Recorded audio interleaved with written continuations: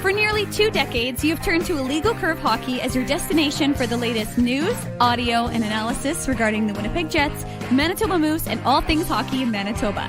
Join Drew Mindell, Dave Minuk, and Ezra Ginsburg as a special edition of the Illegal Curve Hockey Show, presented by Play Now, the official sports betting partner of the Winnipeg Jets, starts now.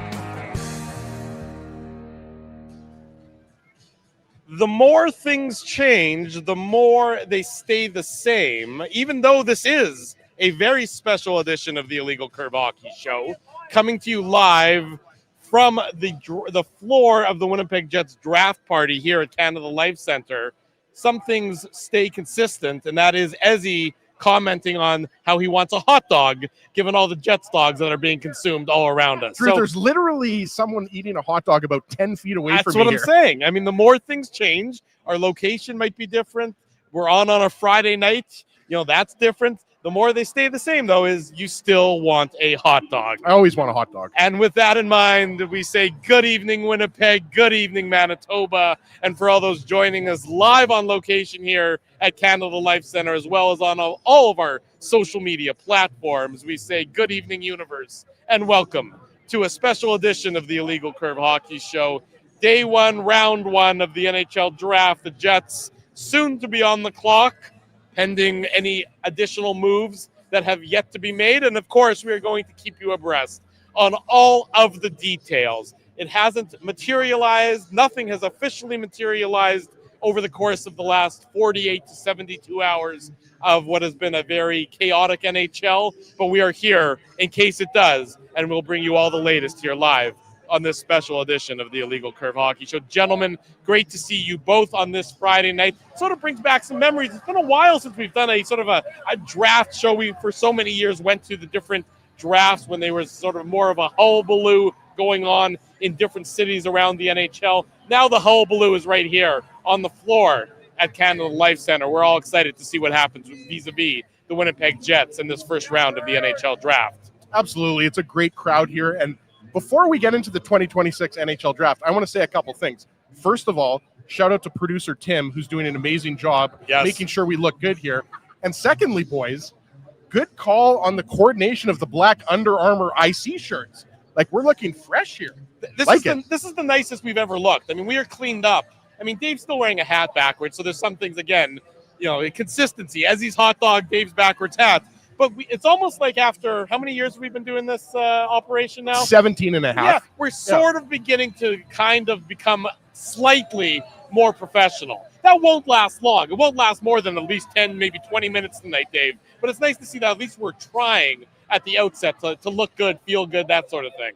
It is fun. This is the best weekend of the year by far. I love draft weekend. I mean, obviously, there's a lot of excitement. There's a lot more this year than normal. Yeah. And we already would be excited anyways to cover it. But obviously, with all the Hellebuyck hullabaloo, that there's a lot more to this one than normal. But yeah, it is a lot of fun. And you're right. I mean, have you trademarked that, by the way? Hellebuyck hullabaloo? Yeah. I have not. You really should have shirts made up. Yeah, I don't know. Well, we'll see what transpires this weekend, Drew, and then I'll let you know. Remus might have a problem with that because Remus went with Hellebuzz.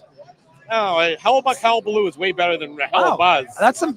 Why not? Why not just Hellabaloo? No, don't try and steal my thunder here. Focus on your hot dog here, big boy. But no, I mean, I think it's a lot of fun to cover these things, and like as he said, or Drew, you said it. I mean, the truth is, we did this every year for a number of years, going to the drafts, and of course they've moved to a decentralized draft, so it's not quite the same. But it's great to be here. It's great energy. A lot of people coming up to us before the show started, excited at what's going to happen. We've been, covering it on illegalcurve.com. Of course, had a conversation with Jets GM Kevin Cheveldayoff this morning. Seems like a lifetime ago already.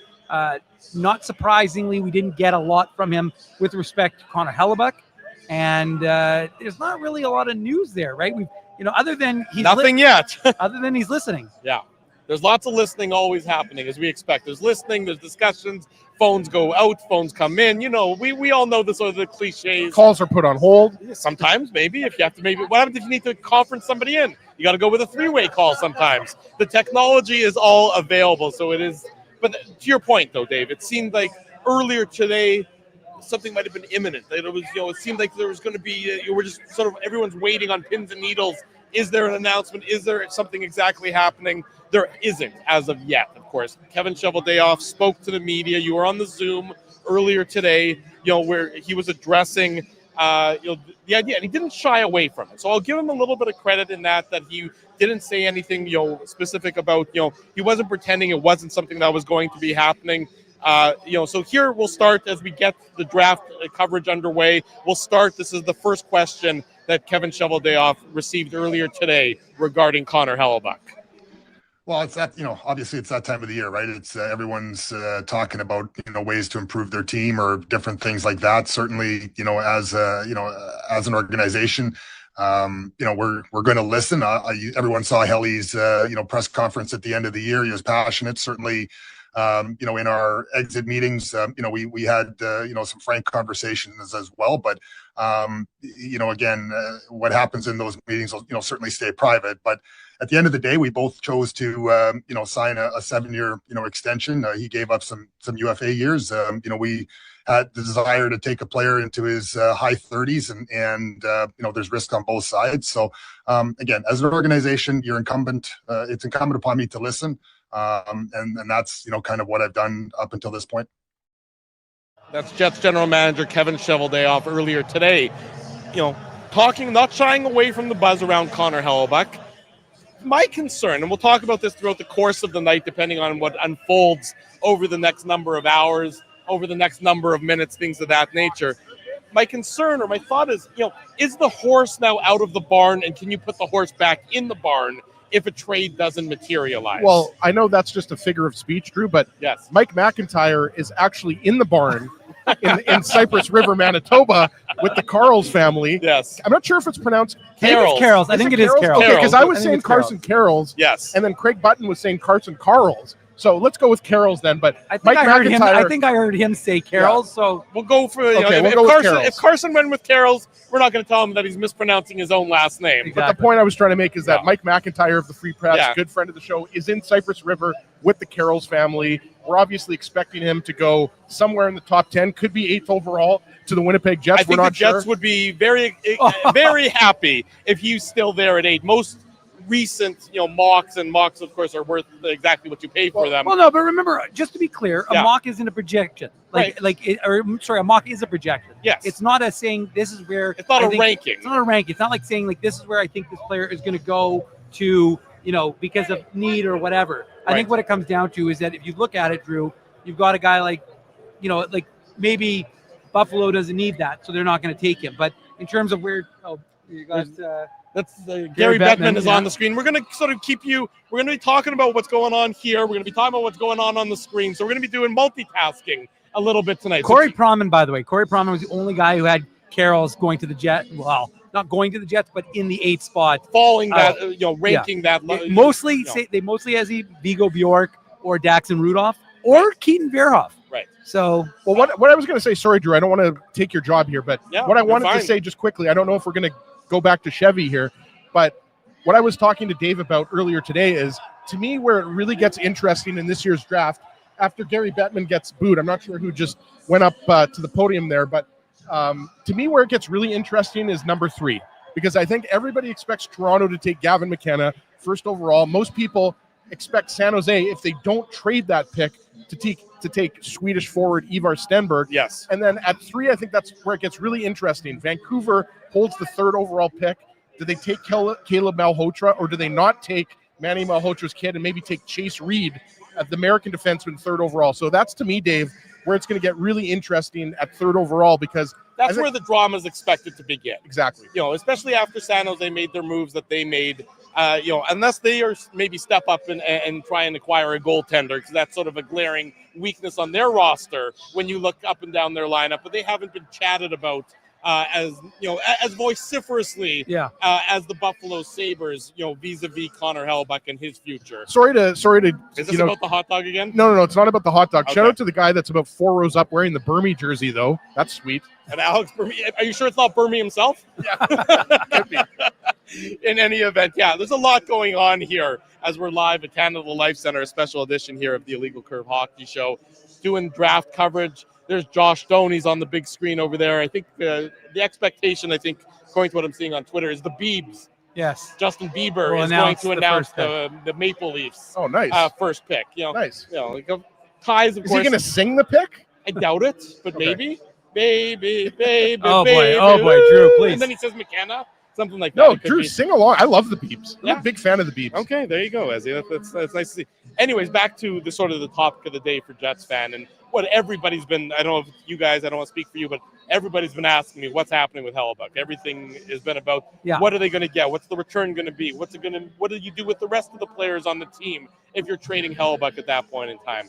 And Kevin Cheveldayoff, again, continued to address the topic. It wasn't just a one and done when he addressed the topic or was asked about the topic. I think there were five of the 13 questions were Hellebuyck related. Well, let's go to the second question about that Kevin Cheveldayoff addressed regarding Connor Hellebuyck earlier today. Well, I think we're living in different times here right now. I think you've seen, different things, in the marketplaces and other marketplaces.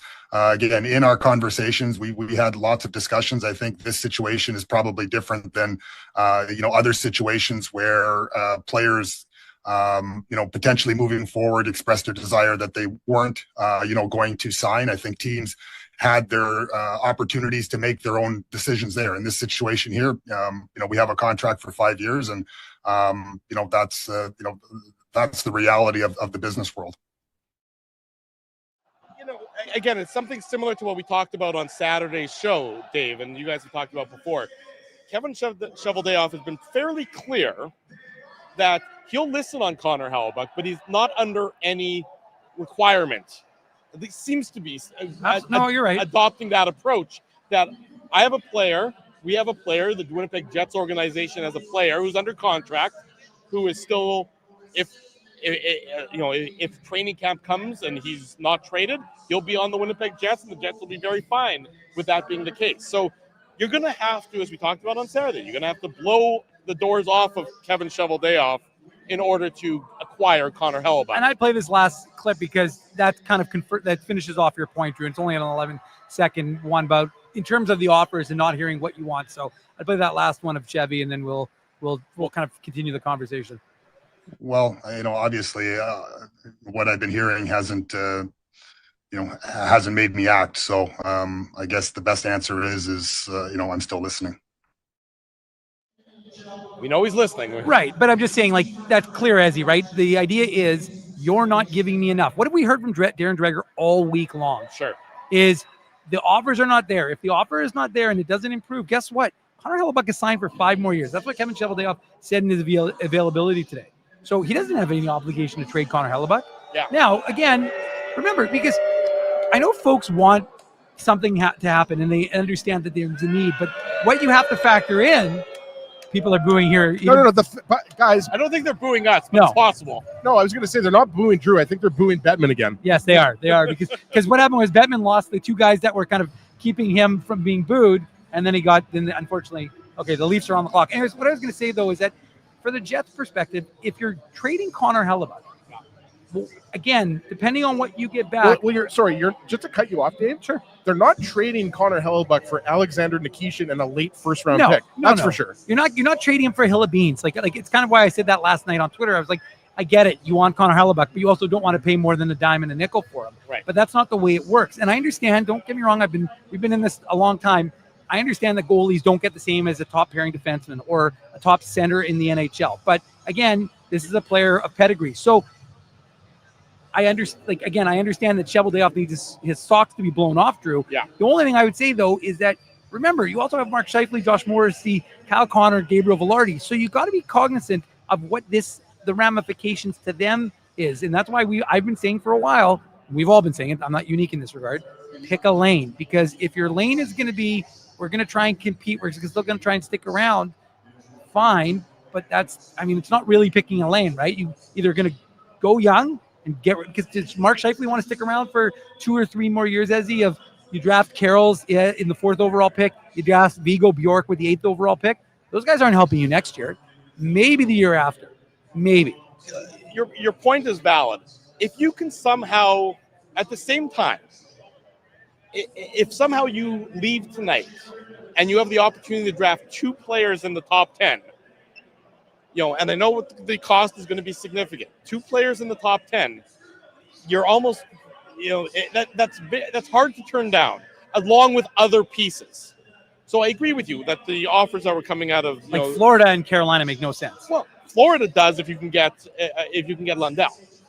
And to me, that's a player that you can still win now with. No, you're absolutely right, Drew. But there's no indication. At least I haven't seen any indication that the Panthers want to trade Lundell. No. The thing is, yes, it's one thing for Chevy to ask for Lundell, but we know the back-to-back Cup championships that Florida won, Lundell was a key piece, third-line center, right? Like, and he's only 24 years old. Yeah. He's only getting better. No, so I agree with you. If it's not Lundell, it seems like Buffalo guys, and I don't know if you want to get into that now, but it seems like Buffalo is the closest, or was the closest, because now we're hearing that from the insiders, we're hearing that Buffalo is kind of stepped back a little bit. But it seems like, to your point, Drew, the Jets don't want to give up that 8th overall pick. If there's going to be a trade for a first-round pick, a top 10 pick, they still want to keep their 8th overall pick. And they have to. It's a non-starter from my perspective that the Jets not, if a trade gets made, that they not end up with 2 top 10 picks in this draft, or maybe the 8th pick and the 12th pick, something like that. But I don't think that. I mean, I think the piece the Jets are trading is the main piece is Connor Hellebuyck, if that happens. So you need to then build a whole bunch of other pieces in return, and it can't be small pieces, late first rounders. It's got to be ready-made players who can maybe even step into the NHL next year. And that's why, that's why Buffalo is so absolutely. And the guys Drew is talking about, the young centers are Noah Ostlund and Consta Helenius. Yes. Consta Helenius was a 2024 first rounder. Ostlund was was he a second rounder or a first rounder? I forget. I think he was a first rounder in 2022. But these are the players you're talking about, these guys have had the seasoning already. These are guys that Ostlund played full year last year with Buffalo, whereas Helenius played the full year with Rochester in the AHL. But it's believed that Helenius is ready to go because he played a little bit in the playoffs. Yeah, he right? scored a couple goals for the Sabres. So in to the Drew's playoffs. point, I mean, there's a lot of things at play here, guys, when you're talking about Hellebuyck. First of all, he's coming off of a down year.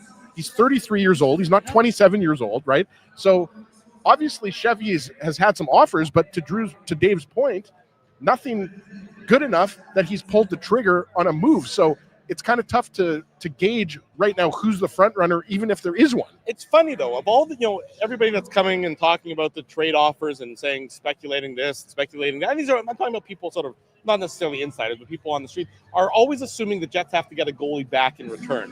I'm not convinced that that's the case at all. No. What have you seen? The reality is, Drew, you can address that via free agency or another trade. Exactly right. A salary dump or something like that, where you need a team needs to. There's guys out shed there. Goalies. Yeah. I don't know that the Jets have any desire to get Ukko-Pekka Jalonen from Buffalo as part of a deal. He's proven that he can't necessarily do it at the NHL level. Why do the Jets think much different? I just don't think that a goalie should necessarily or has to be a key part of this return whatsoever. No, because and it's official now. The Leafs have taken Gavin McCann. Boys, we should as announced by Justin Bieber. Yeah, so we're getting closer and closer to the 8th overall pick here. I don't want to interrupt your point. What do you think of the whole guys sitting on couches with their families, and then as they get selected, they and their family will go to the respective team room, and then another player and his family get moved down. So there's 16 couches for the players. Are they elevated? Yes. But deal or no deal style, where they're opening briefcases. Yes, but don't you remember how awkward it was when they did the draft a few years back, and there was that one player sitting there who it was one of the Russian guys. It was the Russian guy who was taken 32nd, who was taken 33rd or 34th by St. Louis the next day, but he wasn't taken in the first round, and he sat in the room by himself. I think they have a tendency to overthink it. Was that Dvorsky? No, I don't remember who it was. I'll have to go back and look. But my point is, this is so unnecessary. Just have them backstage. Have them sitting in the stand, sure, like they always do, and then bring them out. Yeah. Anyway, sorry, Ezzy, I didn't mean to derail you, but it's. I read this earlier that they're doing it this format, and I was like, this is beyond stupid. Yeah. And look, they don't even have they don't have the GM, they don't have any of the guys up there. No, but that's fine. But Biebs is up there. All that matters is that Biebs is up there. This is much more like an NFL style where the player comes on, he shakes hands, hugs the commissioner, and then he moves on, backstage. That I don't necessarily have a problem with. I know that a lot of people miss the centralized draft. Yeah, now of course. that it's decentralized. Yeah. But again, it doesn't have to be. It gets awkward when the celebrities or they go from A-list to D-list. Well, when they do things like that, oh, it gets awkward. Yeah. It's like, don't overthink it. Get the picks made. Like, nobody needs to do this with, who was that, Austin Matthews. Yeah, nobody needs this. I don't need Austin Matthews talking to certainly not Gavin in Buffalo. McKenna. Not in Buffalo. No, just get it on, just move it. Come on, people. We have things we have to do. I'm getting hungry already, and it's just talk about hot dogs isn't helping me. Well, we've got that buffet behind us. I know you're going to check that out later, Drew. I'm not sure. I'm not sure if we'll have time for that. Maybe I'll see if Benny can grab us something to eat. In any event, Gavin McKenna off the clock. There is the first pick so far in the NHL draft. The San Jose Sharks now are on the clock. And there's, we expect it to be, as you said, we expect it to be Stenberg. For a long time before the trade with Ottawa, there was some talk that it was going to be maybe Chase Reed there, because we know that there seems to be more of a need, or there was more of a need for defense before they made the trade that Ottawa and San Jose consummated earlier this week. One of the big moves in a week full of big moves, the one that saw William Eklund go to Ottawa. It seems like it's Stenberg here is what everyone's expecting, and it'll be a surprise if it's not Stenberg. Right, and we've had Craig Button on the show, and we've had Shane Malloy on the show. Jason Bukala was on with Kenny and Rennie yesterday, and he has Stenberg number one, even though he admitted, I should say, because past tense, because it was yesterday, he admitted that he thought McKenna was going to go first overall to the Leafs. But a lot of people have said, well, you've already got Macklin Celebrini, you've got Michael Misa, who are both centers. Why are you going to take another one? Well, because Stenberg is expected to be a 80 to 90 point player at the NHL level. That's why you take him, right? So, yeah, I think you don't overthink it. No, I think it's going to be Stenberg. But to your point, Drew, I think and also because they have the 9th overall pick. Right. Well, so you can always still get a really good. You can address the defensive need. With 9. Sorry, I didn't mean to. It's all good. It's a good point, Dave. And we're seeing a lot of. I'll tell you what. There's going to be a run of defensemen after Stenberg and Caleb Malhotra go. Between, let's say, 4 and 10 or 5 and 10. Yes. You could have 3 or 4 defensemen taken in a row. I like what San Jose has done in the lead up to this draft. Their moves have made sense. Kesselring is an underrated defenseman. Definitely. You can't, he's going to play in your top 6. He's coming off of a bounce back year. I love what Buffalo has done. I mean, Chicago is basically, you traded Bowen Byram for the 4th overall pick and Olin Zellweger. Basically, right? And that's a no-brainer because you weren't going to pay Byram, and he's he was your 3rd best defenseman on your team. So Buffalo has done a lot of smart things so far in the lead up to this draft. San Jose has done some smart things.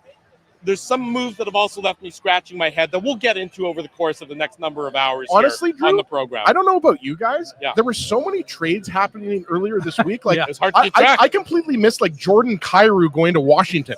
I like the Washington moves as well. And Alex Tuck. Nice little move. Jordan Kyrou. Washington's. Let me tell you, by the way, Alex Tuck, if you're listening, can I borrow some money? You know what I can tell you? I can tell you that next Wednesday I'll be at the Hockey for All Center covering day 2 on the ice of development camp, because I do not think it is going to be a particularly interesting free agent hold on, frenzy. Dave. You're going to be there on day 1. You're going to have your physical too. No. I'll fail. I'll fail. I'm getting reports you've already failed. Yes. Yeah. Not good. It's like, I didn't know you could have a cholesterol level that was in the triple digits. That's I have no idea how cholesterol levels work. Dave's blood type is ragu. Yeah, there you go. It was a wild week in the NHL. That's why everyone here in Winnipeg has been waiting because everyone's so disappointed with what happened last year. I mean, that disappointment still lingers to this day. Although I do want to point out one thing, because it's almost like people listened to what Hellebuyck said in the pause for 7 to 8 seconds, Ezzy, and then didn't listen to anything else. Like LeBron yesterday, I think, was on Inside, whatever they're calling it, Inside Early Trading, whatever, with Gino Reda, and he basically was like, he essentially said he doesn't want to be in Winnipeg anymore. I'm like, that's not what he said at all. I wouldn't. That's not an interpretation. It's a total mischaracterization of what he said. What he said was, I want to win a Stanley Cup. But if you think... And we also, sorry, Dave, to cut you off, we also don't know the content of what the conversation between Chevy and Hellebuyck, in the exit interview. The private meeting you're talking about. So we don't know that. No, but even so, even if all you know is what he said to us, the people who were there, but I mean, we broadcast it, everybody, even if you weren't there, you could hear it. The fact of the matter is, all he said was, I want to win a Stanley Cup. And I want to be in a situation that we cannot repeat what we did last year and think we're going to have the same levels, the same success, or change things up. So again, to be clear, do I think that Connor Hellebuyck wants to win a Stanley Cup and that's all that he cares about? Absolutely. But a very close second, I would say, and again, I'm saying this just from observation, he wants to win a Stanley Cup in Winnipeg. Do not be confused about that. Well, similar to what Ehlers said after he lifted the cup in Carolina, that ultimately, he had hoped, he had, desired to win this cup in Winnipeg. He was happy to win in Carolina. He's not going to regret anything there. But all these guys, they've spent so much time with the organization that, yes, you would absolutely want to see that success come through in the same market where you've spent all that time and put in all that effort. Again, I don't disagree with you. And I think anybody who is, and again, you said it was LeBrun who said it on early trading, right? Yeah. Remember, and this is, Pierre, I'm sorry that I have to keep bringing this up, buddy, but you're also the guy who said the ship has sailed when it came to signing Hellebuyck and Scheifele a number of years ago. And we know that, you haven't really made your mea culpa, but I have a long memory, and I'm happy to keep bringing it up. Drew keeps receipts. Well, I keep receipts when you're so adamant and so wrong, and you don't own up to it. So that was a problem that he deserves to wear, and that's so when he says something like he said on early trading, he's saying that that he's asked for a trade. Well, that's not true. You can't play loose, and you can't play loose with a quote. We all have ears and we all know the same thing. By the way, the Bruins acquired JJ Peterka. That trade is now official? Yes, for a 26th first, 23rd overall, and a 28th first, which is top 10 protected. It's a via Florida one that the Bruins have. Okay, so again, Peterka's been traded twice in the span of a year. Yeah, he went from you're right, because he went from the Sabres to Utah. Scored a bunch. He's had 20-plus goals this year in Utah, but apparently things weren't all hunky-dory there, is what I was reading early today for whatever reason. Peterka goes back east now to play with the Bruins in exchange for a late first-round pick and a lottery-protected first-round pick in 2028, which is, again, so it's going to be basically 2 mid- to late-round first-round picks. For a guy who can score goals, I don't mind that cost. No, not at all. JJ Peterka is a really good player. When Peterka played for Buffalo, and good friend of the show, Marty Biron, always came on. He always praised Peterka's play, even when he was with Rochester in the AHL. And the thing that came to my mind immediately about that is, does Utah now flip those picks, right?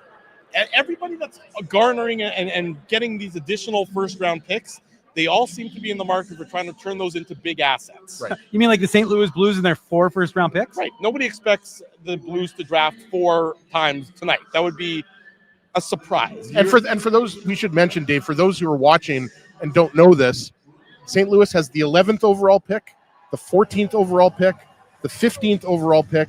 No, 11, 15, and 16. Sorry, 11, 15, and 16. Which is very reminiscent of when in 2015 when the Bruins had 13, 14, 15. Well, it's also, I'm sure you guys are aware of this, but and 29, by the way. 11, 15, 16, and 29.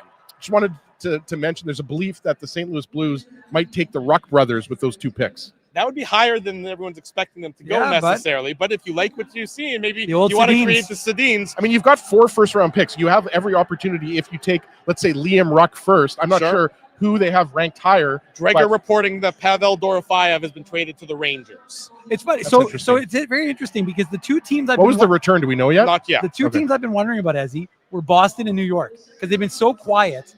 And from a Jets perspective, all these good players, goal scorers, are moving from the Western Conference to the Eastern Conference. And if I'm not mistaken, Dorofeyev is a pending UFA. RFA.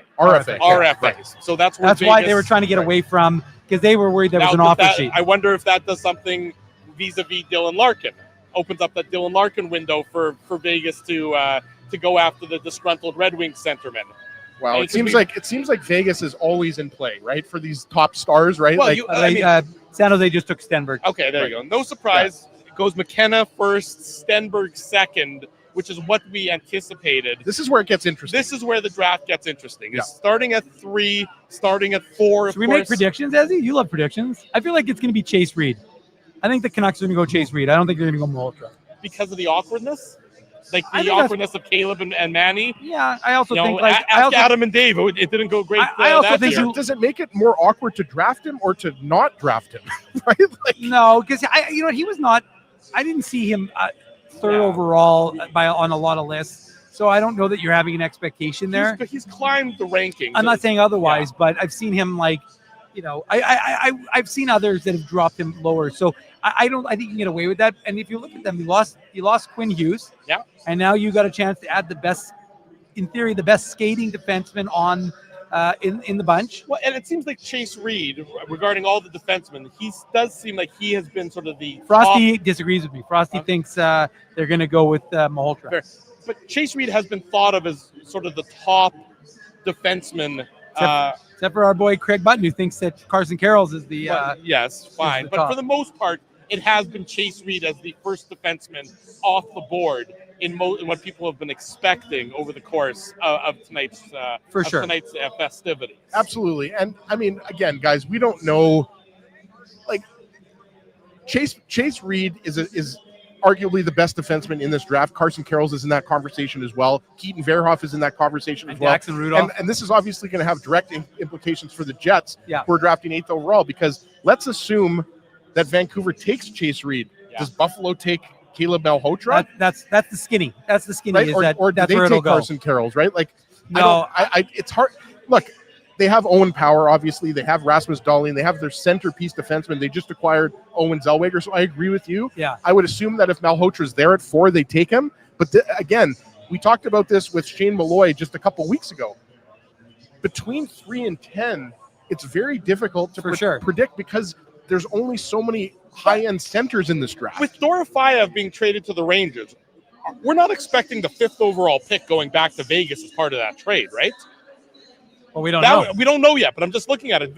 The Rangers are up on the clock in a couple picks. They have the 5th overall pick. And wouldn't that be too much to pay for an RFA Dorofeyev? Yes, because at 5th overall, you're getting a really good player. player. I don't think it'll be that high. I don't think you're not giving up your 5th. No, I'd be shocked if they're giving up their 5th, is what I'm saying. That would be an over. Although Dorofeyev can score, so I mean, like. I know, but we're still expecting the Rangers to be drafting 5th. It's not all of a sudden that we're not expecting Vegas all of a sudden to bump all the way up to 5th overall. The one guy I want to throw in here, guys, is a player that prospect that we've been talking a lot about here in Winnipeg is Viggo Bjork. And I said to Dave earlier today, I wouldn't be surprised if Bjork goes as high as 4th or 5th. I really wouldn't. Obviously, if he's available at 8th overall, I think the Jets take him.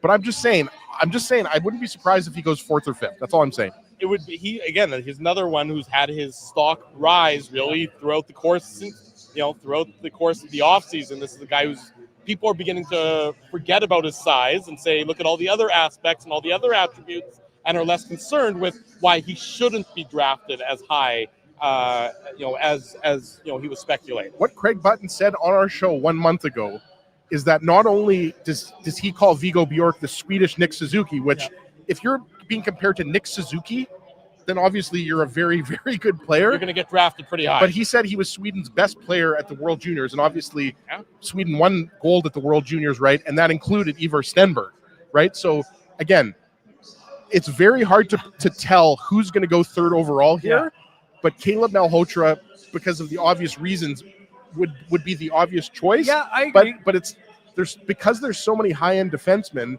and like you said, you've lost Quinn Hughes. I think the Hughes. Do you take Chase Reed? We'll see. The Hughes factor, not having Quinn Hughes there anymore, provides you with a great deal of cover for not taking the coach's son. Yeah, I do too, and that's why for me, I think like you go Chase Reed here, then if the Sabres, if they hang on to it, then you're like again. You always wonder if the drama, right? Bettman wants stuff to be for TV, so don't make a trade until the TV, and trust us, we want that too.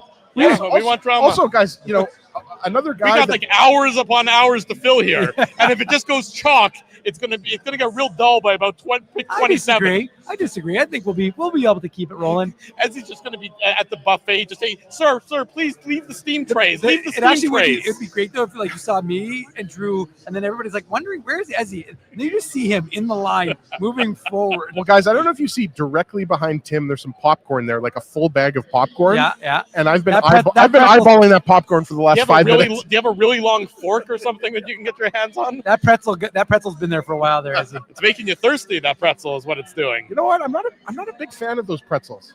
I'm more of a popcorn guy. Do those pretzels make you thirsty or something? I just said that. I know. You weren't listening. I literally just said that. Sorry. Both those pretzels, first 2 or 3 bites are great. By the end of it, it's just it all depends how much salt's on them. Sure. I had one once in Palm Springs that saved my life. I was dying. Really? I was dying. I'm like, I need something. Give me anything. Saved your life. Saved my life. Sustenance. As an aside, I was wrong. You were wrong. Caleb Maholtra. Okay, the coach's son. Well, guys, it's a family affair in Vancouver. That should be. Hey, Mickey Hi, Moose. Mickey. That should be a shock to no one, as Mickey Moose is right behind us here at Wave Canada to Life the Center. audience. I mean, guys, Caleb Malhotra had a monster year in the Ontario Hockey League for Brantford. Yeah, right. Every time Ezzy would watch Edison Angle highlights, you couldn't help or look to see if Edison Angle got a Jets draft pick from a couple years ago. And that goes back to what we said before. Because this is such a unique draft in the first round specifically, there's not a lot of high-end centers, right? And that's why I go back to what I said before. Again, guys, I could be wrong. If anybody's listened to our show before, they know I've been wrong many times. More often than not. Hundreds, if not thousands. I wouldn't be surprised if Viggo Bjork goes in the 4th or 5th overall. Well, let's talk about Buffalo's perspective. We know they're loaded on the back end. Well, I mean, it'd be all I'm saying is, given the level of defensive talent in this draft, which considering like we've talked about, it's not a loaded draft in the sense that it's not considered. It doesn't have a generational talent, right? But at the same whatever time, whatever that buzzword actually means. Sure, but the 5 defensemen that are projected to go in that first 10, they're all really good. So I mean, again, if you're the Sabres, I can understand you going forward here. Maybe Viggo Bjork. Okay, so let's go with that. I think it's one of 3 players here, boys, for Buffalo. Okay. I think it's Viggo Bjork, Carson Carrolls, or Chase Reed. Okay, I don't think. Well, look, I would go with those guys for sure. But let's go on the presumption that it's not, that it's Bjork at 4. Then you got 5, 6, 7, 8. You got 4 for the Jets, right? And realistically, Carroll's probably goes to the Rangers or I don't think Carroll's gets past the Flames, quite honestly. Then your Jets are looking at probably. I would think. Okay, so this is what I think. Rudolph or Verhoff. I think the Rangers take Reed. Yeah. I think the Flames would take Carroll's. I think the Kraken would take Rudolph, and I think the Jets would take Verhoff. Certainly possible. Does double or nothing from Frosty? Double or nothing. Let's go. Does a trade up factor in for a team? I mean, again, you see this a lot in other leagues. Yes.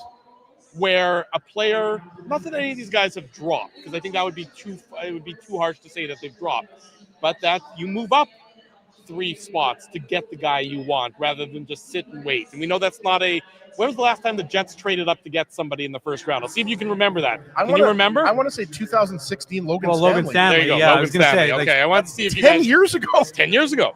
I want to see if you guys remembered that one or not. But, I mean, does that become, maybe does your philosophy change if there's a player sitting there who you didn't think was going to be there at this point that you did? Because I think it's a lot easier to trade up to 4 or even 5 than it is to trade up to 1 or 2. No, there's no question. But I mean, again, in an ideal world, if you're the Winnipeg Jets, you're drafting Carrolls and you're drafting Bjork, and you're trying to figure out how to make that happen. They only have 1 pick though, Dave. Yeah, they do only have 1, but we're talking about the idea of trading up. So okay, here's the official. Here's the Dorofeyev trade. Dorofeyev from Vegas to the Rangers in exchange for the number 26 pick this year. Okay. So that's the late first round pick that the Rangers have. Yeah. The number 92 pick, which is a 3rd rounder, and a 2028 first round pick. It is the condition on it is top 10 protected. So again, I like that trade for both teams. Yeah, from Vegas's perspective, you get 2 first round picks, 2 future first round well, picks. let's be realistic. Two future things that you're going to trade to somebody else. Probably. Even with the cap going up, I don't think clearly they weren't going to sign Dorofeyev. And well, they have to look at the guys who they're. But look at Dorofeyev, 35 goals last year, 37 goals this past season. I mean, this is like. Well, he was excellent in the playoffs, right? Yeah. How many goals did he have? 10, 11? 12 goals in 20 premier games. goal scorer, which do not happen and do not get traded very often. And New York needs goal scoring. If anybody watched the Rangers play last year, they were a little bit thin on offense, right? So, I mean, back to your point, though, Drew, about trading up, if we're talking about the Jets specifically, I could see it. I mean, it's hard to know, is that going to be a trade involving Connor Hellebuyck, or would that be something else? But, I mean, because this is so wide open and there's so few centers available, again, to me right now, Buffalo goes Chase Reed or Carson Carrolls or Viggo Bjork here. That's my prediction. Yeah, I mean, this is where, again, now that we got Buffalo on the clock, this is Well, this is what we've been watching. Is there a Hellebuyck trade to happen right now? Why is Steve Nash there? I guess as the representative of Vancouver. I guess, maybe. It's okay. He obviously has a connection to the Malhotra family. Yeah. Clearly a very big connection to the Malhotra family, considering they were they're showing family photos of Caleb as a youngin. Yeah, showed Caleb Malhotra how to shoot a few 3-pointers. So the question also is like, who's going to be the Jets celeb to make the announcement? But we're here. I don't know. Have they had celebs for every? Yeah, because they had one of the WNBA players for San Jose make the pick. Oh, okay. I didn't see who made it for Vancouver. Okay. Last year it was Comrie. Randy Bachman, maybe? They don't have to be a celebrity. Like, they don't have to be there. They can do a video. Yeah. Last year, remember, because the draft was in Los Angeles. Yeah. And it was Comrie came out and made the selection for the Jets. Yeah. Anyways, back to my. Sorry. I think if there's a Hellebuyck trade happening tonight. Is there any buzz? I don't see anything. I haven't seen anything ever since, it sounded like they worked on it, both teams, the Jets and the Sabres, and both teams or one team got cold feet and you weren't able to fully, make the trade happen earlier today. That was the sort of the report, is that it's put on the back burner, it's stalled out. Now, it's not to say you can't, revisit it overnight, depending on who Buffalo takes here. Can't revisit it in a couple of weeks' time, depending on what happens. Well, especially if the Sabres go and draft Carrolls. Yeah. If you're the Winnipeg Jets, you're like, all right, good. Okay, the guy we want is in there. Yeah. So now we can make a deal happen. You don't have to. How did he get a no movement clause to Winnipeg already? That's the question. Yeah, from Cypress Rivers, he doesn't want to come to Winnipeg. I agree with Drew though. If there is going to be a first round pick is in. Oh, here we go. They're making it. Here we go. Okay, we'll see who the pick is coming up over here. But the point is, they're making the pick, guys. They did not trade the pick. That seems to be the case.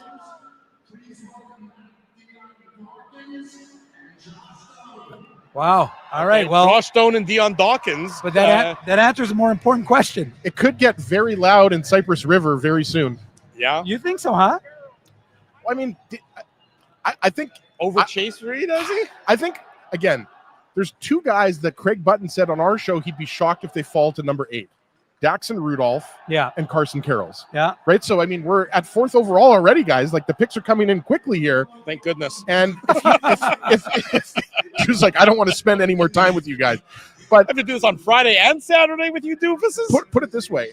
If he's available at number 6 for Calgary, I think they take him. But again, we'll see here. We're going to find out the pick really soon. Yeah, we are waiting there. Now, I mean, with the pomp and the circumstance, the players are the ones who should be being celebrated, not the celebrities. Who is that anyway? I don't know. Dion Dawkins is dancing on the screen with somebody. We can't hear what's happening on the Sportsnet broadcast. Here we go. He said NFL draft. Yeah. That's Thurman Thomas, by the way. Oh, that's awesome. Oh, Daxon Rudolph. Wow. Daxon Rudolph goes to Buffalo. But again, boys, getting I closer. keep referencing our good friend Craig Button, but when he was on the show a month ago, he said he would be shocked if Daxon Rudolph was available at 8th overall. So I'm not surprised that Daxon Rudolph went 4th overall. The Jets are picking in 3 picks. The people that would have the most, Carson Carrolls, Viggo Bjork, Keaton Bearhoff, Chase Reed's still there. Reed's gone. Reed. If there's no chance Reed is getting past. I think the Rangers take Chase Reed. Sorry, the Jets are 4 away. Yeah. There's no chance Reed is going to go to the Rangers. I'm surprised about this one, though. There's a good chance that the next 4 picks are defensemen. No, I think that Bjork is going to get picked there. Well, no, but I said I'm already on the record saying that I think Viggo Bjork can go, but I also wouldn't be surprised. Or sorry, not the next 4 picks, next 3 picks. Right. Rangers, Calgary, Seattle, and Winnipeg is what's happening here. So. Again, I don't think anybody expected Daxon Rudolph before Chase Reed. No, but again, that's the surprising one right now is that Chase Reed for most people was expected to be the first guy off the board, first defenseman off the board, and now he's not. And he's committed to Michigan State, I believe. Right? Who? Michigan State, Chase Reed? Is it Michigan State? It's funny. Chase Reed's the only one. Chase Reed I haven't been invested in because I didn't think there's any chance. Yeah, I think it's Michigan State, but he had a big year for the Sioux Greyhounds in the Ontario League. But to Drew's point, some people even thought he might go as high as 2nd overall. So now people had him going to 2nd to San Jose before San Jose made their trade with Ottawa earlier this week. Exactly. So that just shows you how wide open it's become since Caleb Malhotra went to Vancouver at third overall. Yes, he's going to Michigan State. Yeah, right, Michigan State. Yeah. So, I mean, you're talking about if you're the Jets, you're sitting there and you're hoping one of Carson Carroll's or Viggo Bjork is going to be available. But again, I mean, we don't know that for sure, but that would be what we're expecting. Based on what we just saw, is anybody going to be surprised if Viggo Bjork goes 5th or 6th overall? I wouldn't be. No, but I'm just saying that at this point in time, again, it goes back to my previous comment. Does a trade-up become more appealing for a team that if they have somebody on their board, if you have Chase, because there's a lot of people, Dave, that had Chase Reed as the top player in this draft.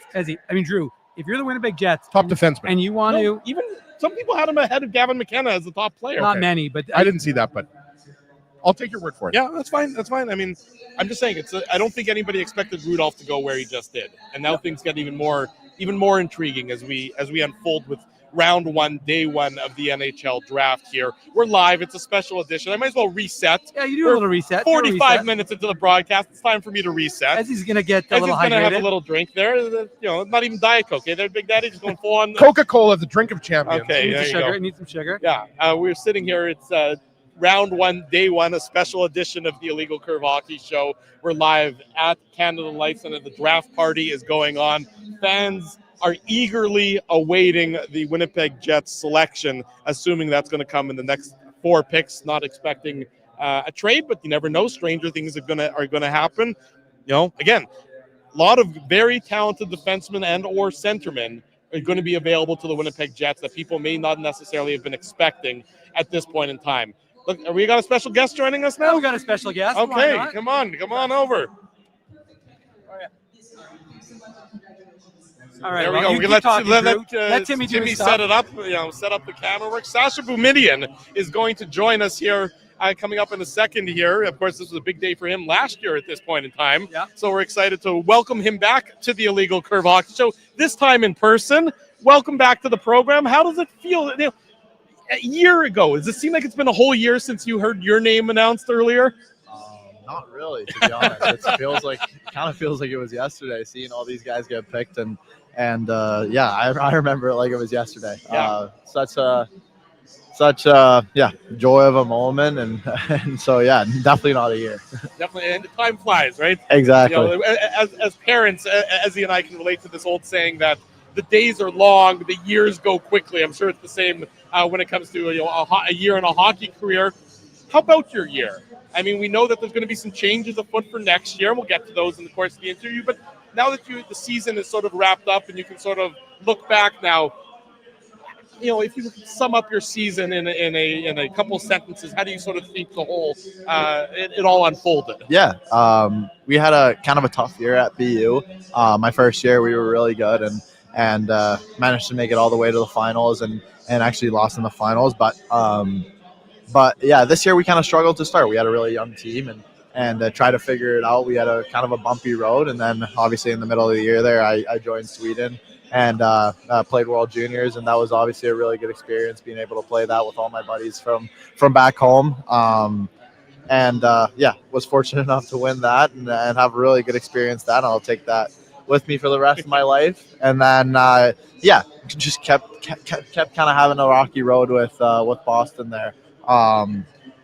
We kind of figured it out at times, but then we lost it a little bit. I feel like that kind of happens when you're as young as we were. Kind of a tough year in Boston, but obviously very good experience with Team Sweden. So Sasha, there's probably no better person to ask about Ivar Stenberg and Viggo Bjork, who's obviously a potential player for the Winnipeg Jets to draft at 8th overall, but specifically Ivar Stenberg, who went 2nd overall. For someone who's played with him, we've read the scouting reports and we've seen the highlights, but for you, what stands out about him? Just everything. I mean, the compete level in his game, he's really good all over the ice compared to some other guys in this draft. I just feel like he does everything really well. Really takes care of all the parts of the game. I feel like he's one of the biggest reasons we were able to win at World Juniors, because your best players have to take care of all areas of the ice and not just care about scoring goals and assists and making plays and stuff. And he's out there blocking shots and winning every single puck battle. And just with his competitiveness and his care for the game, it's second to none. So yeah, I'm kind of peeking up at the jumbotron here, see if my other friend gets picked. But yeah, it's very exciting to have them. Both of them are. I've known Viggo since we were very young, and our dads played together. So yeah, kind of excited for him to get picked too. Sasha, going back to your World Juniors, I mean, you win a gold medal. I mean, that's, like you said, that's a lifetime memory. You did it with a guy named Alphonse Frey, and I got to tell you, just even seeing Alphonse here with the Moose when he came at the end of the season, when he finished with his Swedish hockey team, he's a character. And I could see it when you guys were interacting, you know, with it, when you were doing interviews, and he's like yelling your name. You guys had a lot of fun. But what's it like for you, kind of getting to go through this journey with a guy like that? Yeah, unreal. Yeah, like you said, Alphonse is a character. I really like him. He brings a lot of energy to a locker room, to a team, and yeah, really cares as well. He had an unbelievable World Juniors too, and yeah, we're really tight. So very happy to have him here at camp with me, and fortunate to be able to talk to him. I'm not sure if you heard there, Albert Smiths just went to the Rangers at 5, so getting a little bit closer to maybe Viggo time. Yeah. Hopefully we can get him. So are you, obviously these guys are your buddies. You've grown up in the hockey world together. Are you in touch with them today, or are you sort of giving them their space as they get to experience what you experienced last year? Yeah, I've given them space as of right now, but now after they get picked, I'll definitely give them a call or shoot them a text or something and say congrats. So yeah, they're both pretty much my best friends. So yeah, very excited to see them get called. That's terrific. So you're obviously in town. Dev camp is going to be starting next week. What have you been working on this off season? Since like you said, the season ended at BU. We know you're going to Ohio State next year. So what are sort of the Ohio State State University? Sorry, yes, the horseshoe. And we'll see you on Saturdays. You'll be cheering on the OSU, the Buckeyes, and everything else. What have you sort of been working on this off season in terms of your priorities? Yeah, definitely try to get a little bit heavier. That was kind of a little bit of my main goal. Yeah, the rest of the off season too. Try to stay as powerful as I am and as twitchy as I am. I feel like that's one of my best assets, where my skating is pretty twitchy and pretty explosive. So try to gain some more weight to try not to get harder to get pushed and harder to get moved. So yeah, trade going on. The trade alert banner. I'm not sure. Sasha's announcing a trade right now. Yeah. I'm not sure if this is the Dorofeyev trade. I don't know. I heard that too. Okay. So we're about to find out if this is just the Dorofeyev trade or if this is something different. Yeah, it's the Bruins one. It's the Bruins. It's the Peterka trade. Okay, so we know about this trade already. Yeah. So you got to be watching us live, not there. Yeah, sorry, I got a little off track, but no, you're good. We're all doing the same thing. We're all distracted. Yeah, but definitely that. So I was fortunate enough to be able to play with the men's national team at the end of the year with Team Sweden right before the World Championships, and yeah, that was kind of a little bit of a learning lesson. Obviously, they playing against pros, I got the chance to play against guys like Roman Josi and Alexander Barkov and all these big, heavy guys who are really strong on the puck, and yeah, that was so.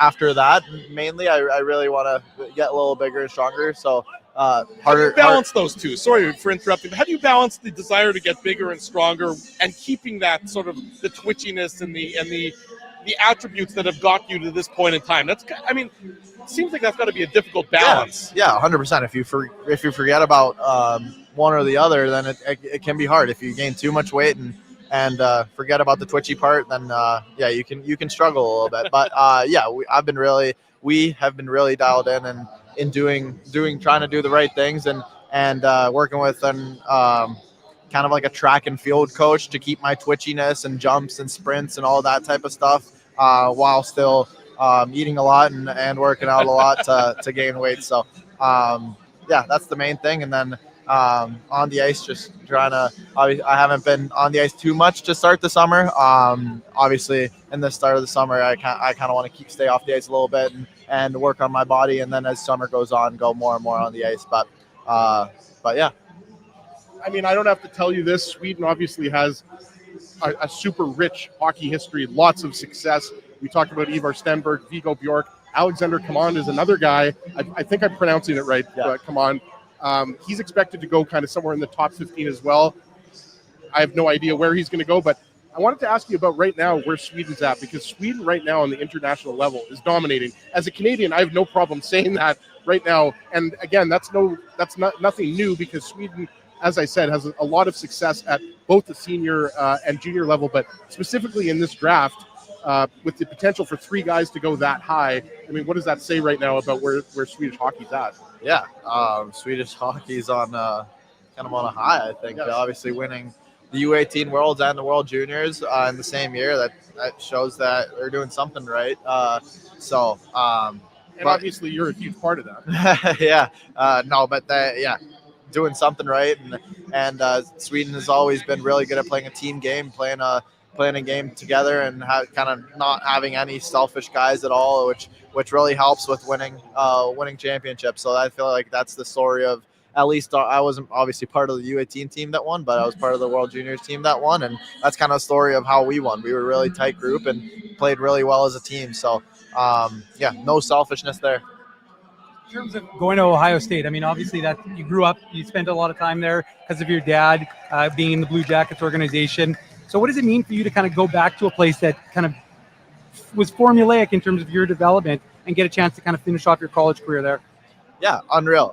It felt like a really good spot for me. Obviously, like you said, kind of growing up there for a few years and being really familiar with the spot and having a bunch of friends who go there. My big brother goes there as well. Not a hockey player, but yeah, just a very comfortable spot for me to go to. Knowing the coaches for a while, and just a really good atmosphere in the locker room there too. And just very excited and really look forward to getting there. We'll let you go on this last one, Sasha. The NIL factor, moving from Boston to Ohio State, and just sort of that almost the free agency that now exists in the NCAA world, not specifically hockey, but football, basketball. We know, as a younger player, sort of starting out in your career, how is it sort of working through all the machinations of things of that nature, where you can then move from one team to another a lot easier than you used to be able to, in the NCAA world? Yeah, you're talking about the portal and stuff. Yeah, like the that. transfer portal, NIL contracts, things of that nature. Yeah, it's obviously been a lot different these last few years with all the rule changes and it's kind of new to everyone. So I don't know what my opinion is on being able to switch schools how many ever times you want, because you can kind of do that.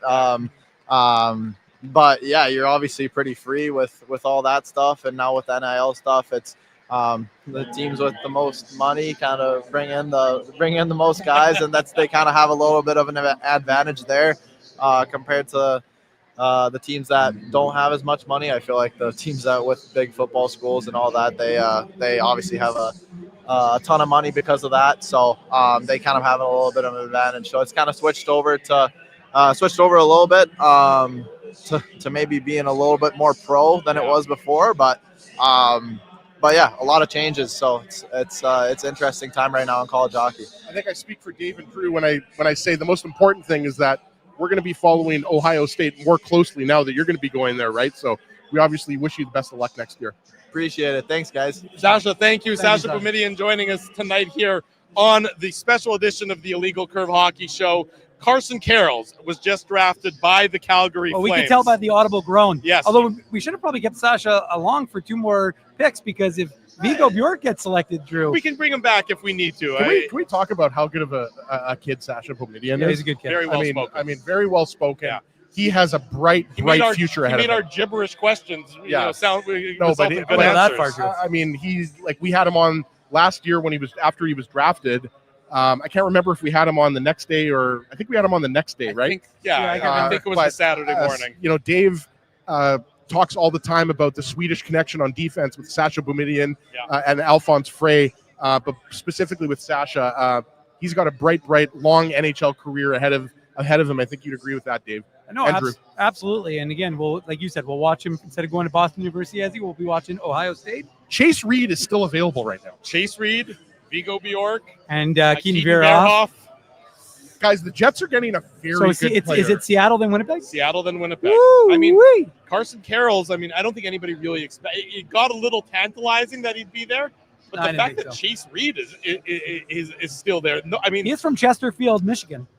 there's a bit of a Michigan connection on in the Winnipeg Jets dressing room. I don't know if the drafting an American sort of scares people away now, or if that's a thing, but we'll deal with that it's a separate issue, I think, for another day and time. Our friends at Elite Prospects, we've got their draft guide. Thank you to them for sending that to us. I paid for it. The best bet. Well, thank you. I pay for Elite Prospects too. I'm trying to give them a shout out here, Drew. But they didn't send it, is what he said. Anything. I paid for it. I sent it to you. No, I didn't tell you. They sent Dave and I a sweatshirt. Can I have one? What my point is the best. They say he is the best bet to become a number one defenseman. Obviously, Carson Carroll's, Albert Schmitz also have the opportunity to become a number one defenseman, but on Elite Prospects, they've got him ranked third overall. To Drew's point, some draft expert had him going as high as number one overall. So again, Chase Reed, Viggo Bjork. The Jets are going to get one of those, Keaton Verhoff. Who obviously is going to be going to the University of North Dakota again next year, with Carson Carroll's. So, I mean, again, the Jets are going to get a really good player here, whether it's Bjork, whether it's Reed, or whether it's Keaton Verhoff. Yeah, I mean, again, Chase Reed being available here. Remember, when the draft lottery happened, people for the most part thought that Gavin McKenna was going to be the first overall pick, and he did end up as such. But Chase Reed was in that conversation, and the fact that he's now available down here at number 7 is, I think, a surprise. That is a drop that nobody expected to happen so far. Now, he's still likely to go in the top 10, so I'm using the word drop with a little bit of a grain of salt there. Yeah. But it is definitely lower than people expected at this point. I think it's definitely fair to say that's a drop. Yeah. And I think Albert Schmitz going, what did he go, 5th overall to New York? Yeah, that's higher. I think that's a rise, or whatever you want to call it. Higher than people expected. So the main point is here, regardless of who Seattle takes, and shout out to Nick Lynham if he's watching right now, because I know that Nick Lynham is the number one fan of Viggo Bjork. But I mean, if Seattle does take Viggo Bjork, you're going to get one of Chase Reed or Keaton Verhoff, wouldn't he look nice beside Josh Morrissey on the Jets' top pair? I would be shocked based on the fact that Chase Reed just went. Okay, Chase Reed goes to Seattle. There's no way Viggo's coming to Winnipeg. I would say that there was no way Seattle wasn't taking a defenseman. Yeah. So that's not a surprise. But now it's a tough question. Is it Keaton Verhoff, big 6'3", right shot defenseman, who you can go watch at UND? I think you got to go Bjork here, boys, don't you? Are you going to get a center? You're going to get look, as you said, Sasha Boumedienne's not going to be happy if they don't take Bjork. He's going to be jumping cartwheels right now. He's going to call Kevin Cheveldayoff, say, "You get Viggo here." But it's interesting. We'll see what happens. But the Jets are officially on the clock. The Jets are on the clock here. I mean, this is where we're at now. This is a surprise. I mean, this is, Viggo Bjork. A lot of people would be excited if he ends up here, but at the same time, we know that Keaton Verhoff, a big, strong prairie boy, right side defenseman, Mark Chipman's alma mater, UND. You can see him just down the road. It's got to be appealing from the Winnipeg Jets perspective, is all I would say at that point in time. But does Viggo Bjork, is he your center of the future? Yes. I again, this is just my own opinion. I don't speak for you guys. I don't speak for producer Tim or anybody else here at the draft party. But what have we been talking about for weeks now, if not months? Could Viggo Bjork be there at 8th overall? Craig Button talked about how he's the Swedish Nick Suzuki.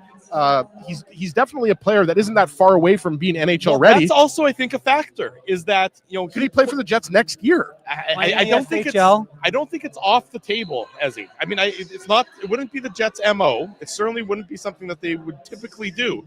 But this is a player. He's already played pro. We should. That's mention, right. He played pro. In the SHL. He played pro last year in Sweden. So does that maybe entice the Winnipeg Jets? Well, we want to hear from you on our Twitter. We want to hear from you in the chat. We want to hear every comment the folks that are thinking right now if they want to chime in. I mean, here's the again, elite prospects right here. The opening sentence that they have. That's the draft guide that we're using as part of our reference here. If Viggo Bjork were 4 to 5 inches taller, he'd easily be in the first overall conversation, maybe even the front runner. Well, and remember praise. Remember what Shane Malloy said, Ezzy. Shane called him a Boston Terrier. Yeah, he just talked about the kid's heart, and he just said this. You're never going to have to worry about. You're never going to have to worry about this kid. Now, again, size, 5'9", 5'10". Yeah. 100 and what is he? 170. So nice of pounds? all these fans to cheer Dave's Moose coverage. 177 pounds is what the elite prospect says. Drew, I haven't been 177 pounds since grade 10. That's something we probably have to have a conversation about at a different day and time. But okay, you're not wrong. The Winnipeg Jets are on the clock. Well, it'll be interesting. I mean, we'll hear from the reaction. I mean, look, this to me feels like 2000. I said this before. 2014, the 9th overall selection. The Jets fans manifested Nikolai Ehlers. I'm not suggesting that in any way, shape, or form informed the Jets' decision-making, but just from the social media perspective, just from the feedback we were getting, folks wanted Nikolai Ehlers with good reason. And I just get that sense with Jets fans that they've wanted Bjork for some time. So that's kind of my feeling. I know that we always hear that the team drafts the best player available, which could be Viggo Bjork, obviously, but it's an organizational need right now. Yeah. The Jets' organizational need is up the middle. And again, we don't know if Bjork can step right in for the 26-27 season, but if the Jets do take him, he's going to be playing by the 27-28 season. You're right. So he's that no factors more in than here. a year away. Exactly. So that's going to factor in here. So again, Keaton Verhoff or Viggo Bjork. I think that's who you're talking about. Not Tynan Lawrence. I'm pretty sure Tynan Lawrence has dropped enough. I think Tynan Lawrence would be. I think he's going to go top 12, but I think this is a little bit high for him. I would agree. Yeah. I think you're right, Ezzy. I would be surprised if it's anyone other than Verhoff and Bjork. Yeah. But this is not a year for the Jets to go off the board. Well, and it goes back to what Drew said earlier with Chase Reed. Remember around the World Juniors, a lot of people had Keaton Verhoff going as high as 2nd or 3rd overall. Yeah. Right. So again, for fans, if the Jets draft Keaton Verhoff, they're getting a future, most likely top pairing defenseman to play with Josh Morrissey. But again, if you're asking me personally, I think you take Viggo Bjork here. I would agree with you. I think I would agree with you that I think just look at your organizational need. Not supposed to do that, Drew. Best player available. And what's harder to acquire? A top 6 center who can maybe even grow into being a top center, or a right side defense. Well, and the thing is, Drew, you can see now why Chevy didn't want to move that 8th overall pick. I don't think the Jets' 8th overall pick was ever a candidate. I don't think so. I agree with you on that. I never really understood. I don't understand the win now, unless you were getting somebody who was, going to be under contract for 5 or 6 years and was already a bona fide top 2 center. Unless you were getting Robert Thomas when he was available, and he's no longer available. It looks like they're approaching the podium here. The pick is in. The pick is in. The Jets fans are in the crowd is building. applauding. The lights are flickering. The lights are on. Here we go. Viggo Bjork is the selection for the Winnipeg Jets, ladies and gentlemen. Sasha Boumedienne is celebrating. He just did a cartwheel. Viggo Bjork. As far as I'm concerned, you can never have enough Swedes in the system, Dave. I agree with you, Ezzy. I think this is, I can put my headphones back on. I don't have to listen to Bettman anymore right now, make that announcement. For the Jets to get Bjork at this spot, I think they're very pleased. Yes. I think they are very pleased. This is the guy who certainly was the fastest rising, I think, prospect since the draft process began. This is a guy who's played against men and had success in playing against men. Sometimes you see guys who play at the, in the Swedish professional league, and they play a handful of games and they have 1 assist or something. He didn't tear up the league, but to do what he did against men tells you that his size was not a hindrance. No. And he's a centerman. I know the Jets have had a history of shifting centermen or drafted centermen and then shifting them to the wing. I don't think that can be the case in this situation. His size is not going to be is not a detriment to his positioning. Was size an issue for Logan Stankoven in the playoffs? Was size an issue for Jackson Blake? No. Speaking of players that played for UND, for the Carolina Hurricanes, no. So Viggo Bjork, despite the fact that he's not your 6'1", 6'2" center, all of the prospects that all of the experts that we've talked to, whether it's Craig Button, whether it's Shane Malloy, whoever, Jason Bukala, who was on with Kenny and Rennie, he plays bigger than his size. And I think to our conversation earlier, Drew, it's going to be really interesting to see how quickly Viggo Bjork is going to be able to step into the NHL. I don't necessarily know it's going to be next year, but I think he's much more NHL ready. Than a lot of the players. Than a lot of the players that are going to be drafted tonight. And remember, he can still grow. Yes, I mean, true. it's not as if he's like, okay, well, I'm done.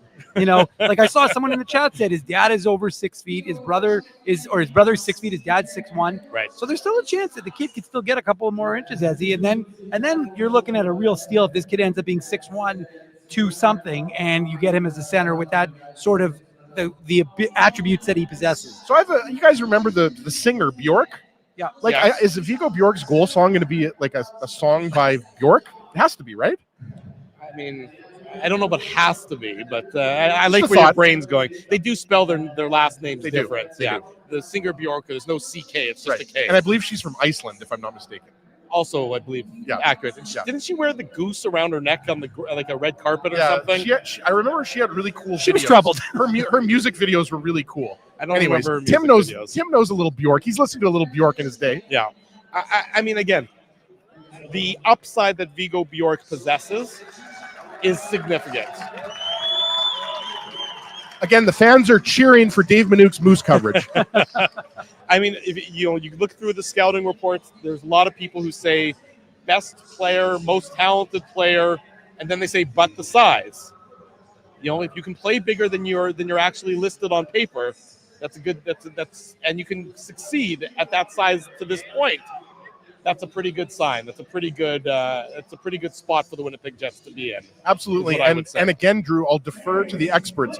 Good friend of the IC Hockey Show, Craig Button, said that Viggo Bjork was the best player for Sweden at the World Juniors. And Sweden, of course, won gold at the World Juniors, right? So if Craig Button is saying that Viggo Bjork was the best player for Sweden at the World Juniors, that tells you how good of a prospect, Dave, that the Jets have here. I know Dave's working on some stuff on social media here and for the website, but yes, I don't think there's any Jets fan in this building right now that is upset. I think Viggo Bjork is a great prospect for the Jets to have in this system. And the fact that they got him at 8th overall, like I said earlier, I thought he could have gone as high as 4th or 5th overall. So I think Jets fans have a lot to be excited about when it comes to Bjork. I think it's a very interesting way that the first round has shaped out so far. Not to say that the Jets are done in this first round. Stranger things have happened, of course. Don't go anywhere. We're not going anywhere. We're here for the entirety of the first round. Hopefully, it now goes a little bit more into a fast forward mode. But we shall see. Viggo Bjork, of course, just drafted by the Winnipeg Jets. Still some interesting talent that is still available. You got to think San Jose takes a shot at Verhoff here. I would think. I think so. I would think so. I think San Jose could use a big, strong right side defenseman. Without much. Here he goes. Most points in a single season. Swedish under 20 in the league's history. It's Viggo Bjork, 74 points at the age of 16. There was another Bjork on that list. Is that his dad? I didn't see the list close enough. Wilson Bjork. I was trying to squint my way through it. My eyesight isn't what it once was. It's actually terrible. It's always been terrible for that matter. But in any event, the Winnipeg Jets happy to go. The pick is in. Yeah. An exciting development for the Winnipeg Jets organization. He'll be a member of this team for the foreseeable future, potentially as early as this coming season. We'll see. I mean, development camp starts, Dave, Monday? Well, Monday off ice, so Tuesday for the folks will be able to go to Hockey for All Center on Tuesday. There you go. So Tuesday, if you're looking for something to do, as the kids are now out of school starting – lots of kids are out of school already, but Tuesday, of course, is the official last day of school. Hockey for All Center will have a lot of on-ice activity as the Jets prospects come to town to get their first taste of what it's like to be a member of the Winnipeg Jets organization. So the San Jose Sharks are on the clock. It looks like they're about to make their selection as well.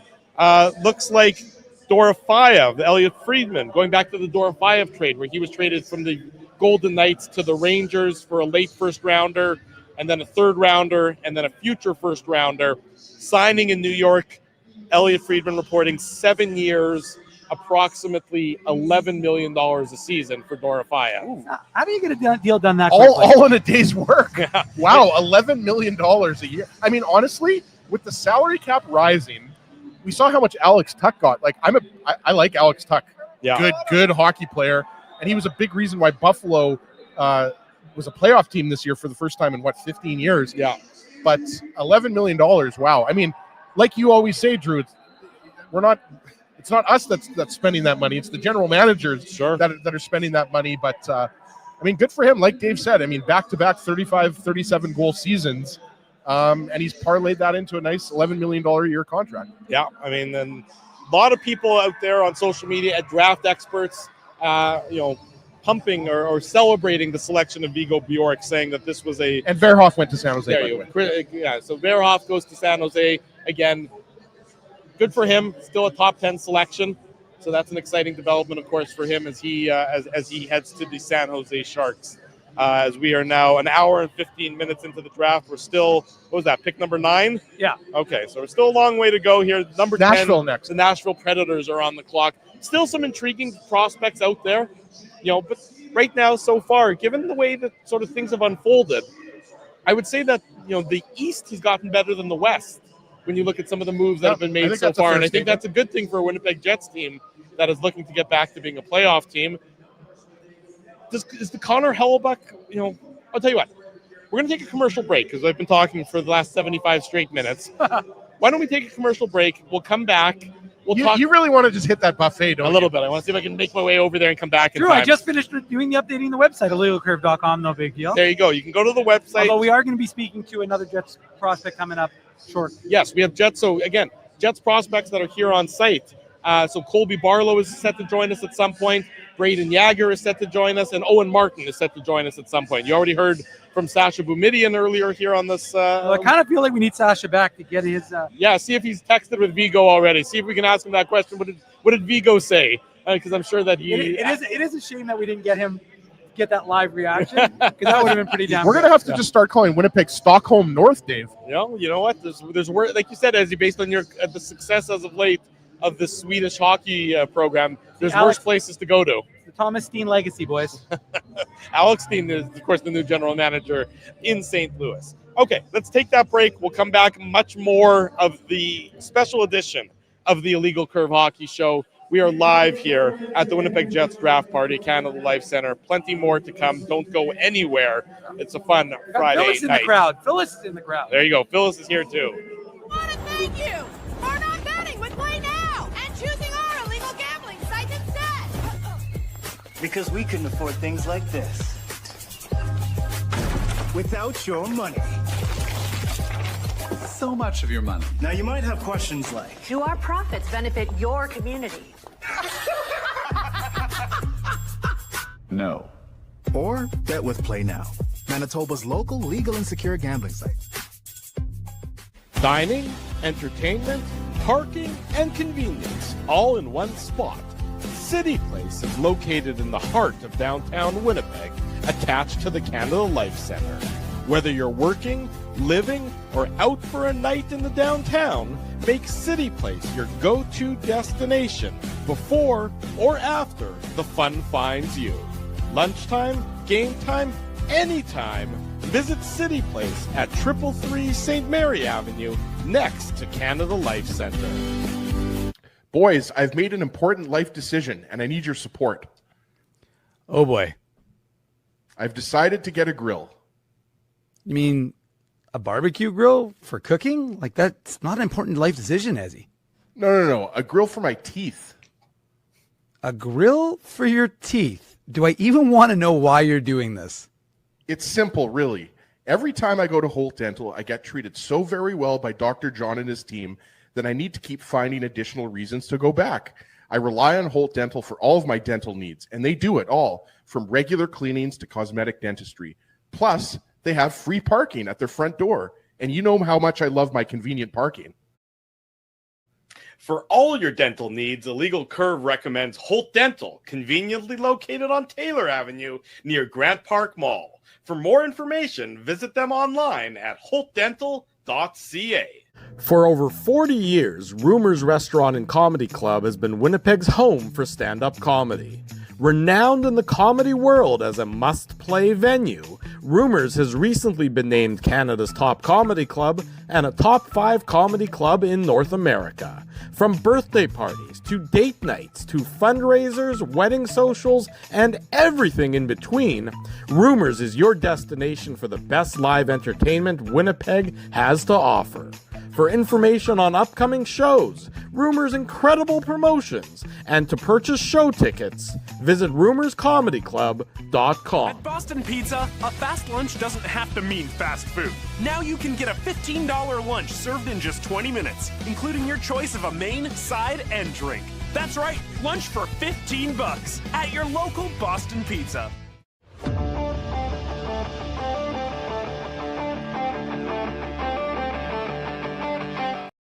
We are back here on the Illegal Curve Hockey Show, special edition thereof, broadcasting live, round one, day one of the NHL Draft. We're here at Canada Life Center, the Jets draft party.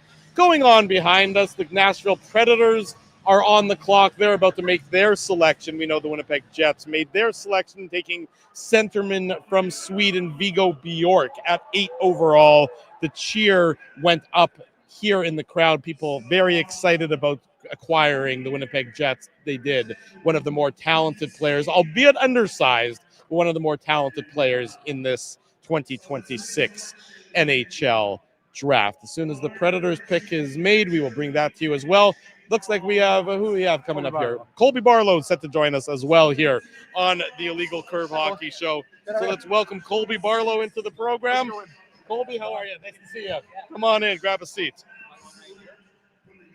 You can keep talking, Drew. Yeah, I'm going to keep talking. Sorry, trying to balance everything out as I get my headphones back up here properly. That's okay. Who'd Buffalo just take? I missed the announcement. Doesn't matter. We'll welcome Colby Barlow. Wyatt Cullen. Wyatt Cullen goes. There you go. Matt Cullen's kid. He goes to Nashville. Yeah. But we got Colby Barlow here, so let's talk to Colby instead. Colby, hello. How are you? Welcome to the program. I'm good, thanks. How are you guys doing? We're doing great. You know, we asked Sasha about this when he joined us a few minutes ago. You know, it's been a couple years now since you heard your name called. What memories come flooding back to you when you sort of look back at your draft experience? Oh, man, a lot. I think the biggest thing for me was the support I had there. I had so much family and friends that were able to make it and be there for that moment and share it with them was super special. And then to hear my name called by the Jets, that was a surreal feeling. And, yeah, it's cool to watch it up here on the big screen and all those memories kind of flood back. I know you've talked to Dave and other members of the media about your past season, but now that a little bit of time has passed and you've had time to reflect on it, obviously we know that your ultimate goal is to play for the Winnipeg Jets. What are your just overall thoughts about the past season? I know it's been a couple of months, but just now that there's been a little bit more time for you to reflect on it, what are your thoughts on this past season for yourself with the Moose? Yeah, I think at the early stages, I was finding my footing.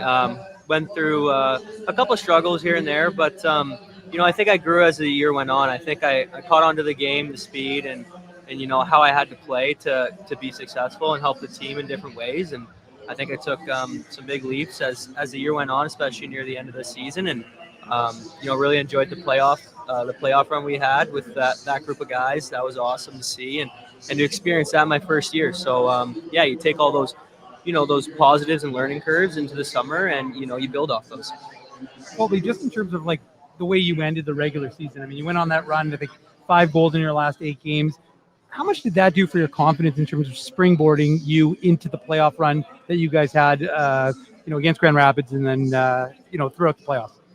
Yeah, it was nice run to go on at the end of the year and, kind of see the puck go in the net and build that confidence going into the playoffs. And we were playing good heading into the playoffs, so everybody was really stoked and, just pulling for each other and played their hearts out. So it was a lot of fun. I was going to ask about the playoff experience because you had success in the playoffs as well. The team did, and you personally getting a couple of assists in your 7 playoff games. Playing in those high-stakes moments. You obviously played in high-stakes moments in your junior career, but playing in those high-stakes moments at the professional level, sort of, how does that change your perspective? How do you adjust to playing in those moments when you're a pro versus when you're playing at the junior level? Yeah, well, the pro level's so hard as it is, and as the year goes on, it gets harder and harder and harder, and then playoffs, it becomes a whole other level, and the margin for error is very small, and I think you got to kind of understand that, realize that, know when to take risks, know when not to, and I think for me it was just kind of building off the end of the year, and going in with confidence, play my game, play hard, play fast, and play playoff style hockey. We just talked to Sasha about 20 minutes ago, half an hour ago, and we were asking him what he needs to work on during the offseason, and I wanted to ask you a 2-part question for you. what do you want to work on? And also, like, what stage are you at, like, right now? I'm always curious, guys, because, right now it's the middle, well, summer just started, but you know what I mean? It's end of June here.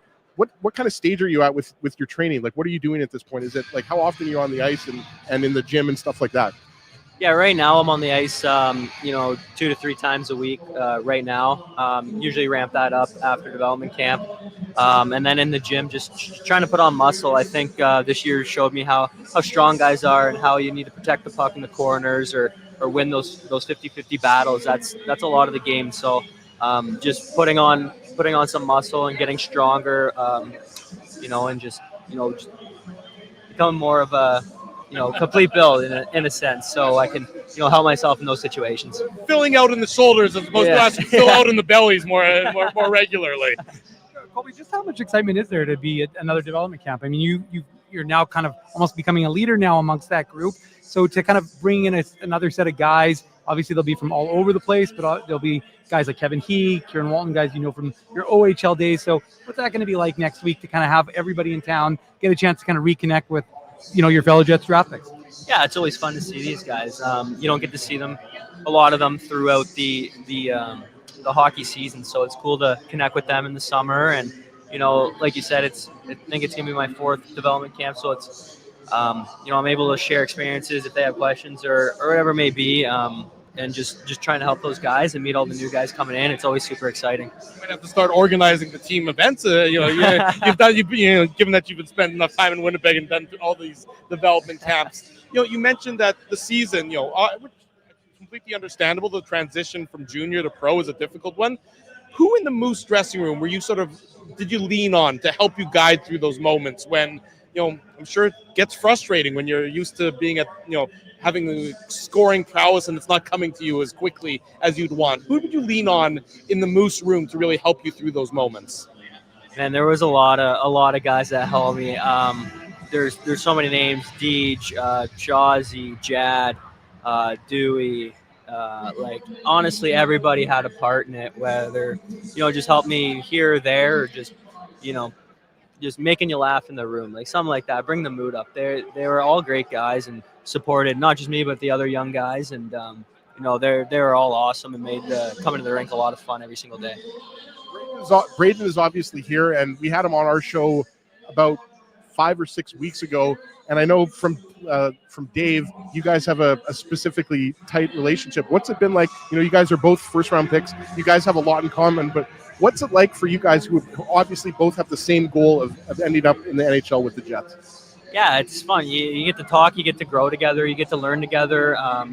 You get to be there for his good moments, help him in his bad moments, and vice versa. So it's really cool to have a guy like that, to grow with. And last year we helped each other in a lot of different situations. We're on ice early a lot, just trying new things, working out things, and it was awesome. And I was super happy for him when he got the call up at the end of the year there. Colby, just that idea of using other guys' knowledge to make yourself a better player. I mean, obviously the coaching staff tries to impart as much as they can to you, but what's it like having guys like Brad Lambert and Braden Yager? I mean, you guys work late after practice on skills. You work on all this stuff. So what's it like to be able to pick their brain, and maybe there's an element that, Brad Lambert can bring that you don't necessarily possess, and vice versa? Yeah, I think, they're both very good players, and we're all different in different ways. So it's, important to do that. And, like you said, pick each other's brains, learn from each other, and go over different kind of things to, ultimately make each other better and the team better. In terms of offseason, you mentioned filling out, getting stronger. In terms of the on-ice skill side of things, what are you working on? What's your sort of primary focus in terms of on-ice attributes that you work on in the offseason?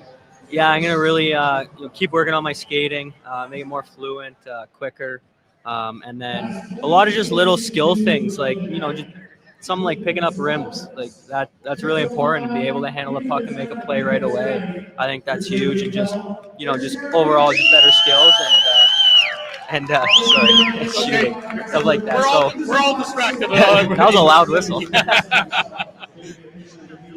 How do you work on something like that? I mean, we hear that. We hear, young players like yourself. We hear veterans talking about it, working on things of that nature. Are you just on the ice? Is somebody whipping them or whipping rims around and then just trying to grab them over and over and over again, or is there sort of a different approach rather than something of that nature?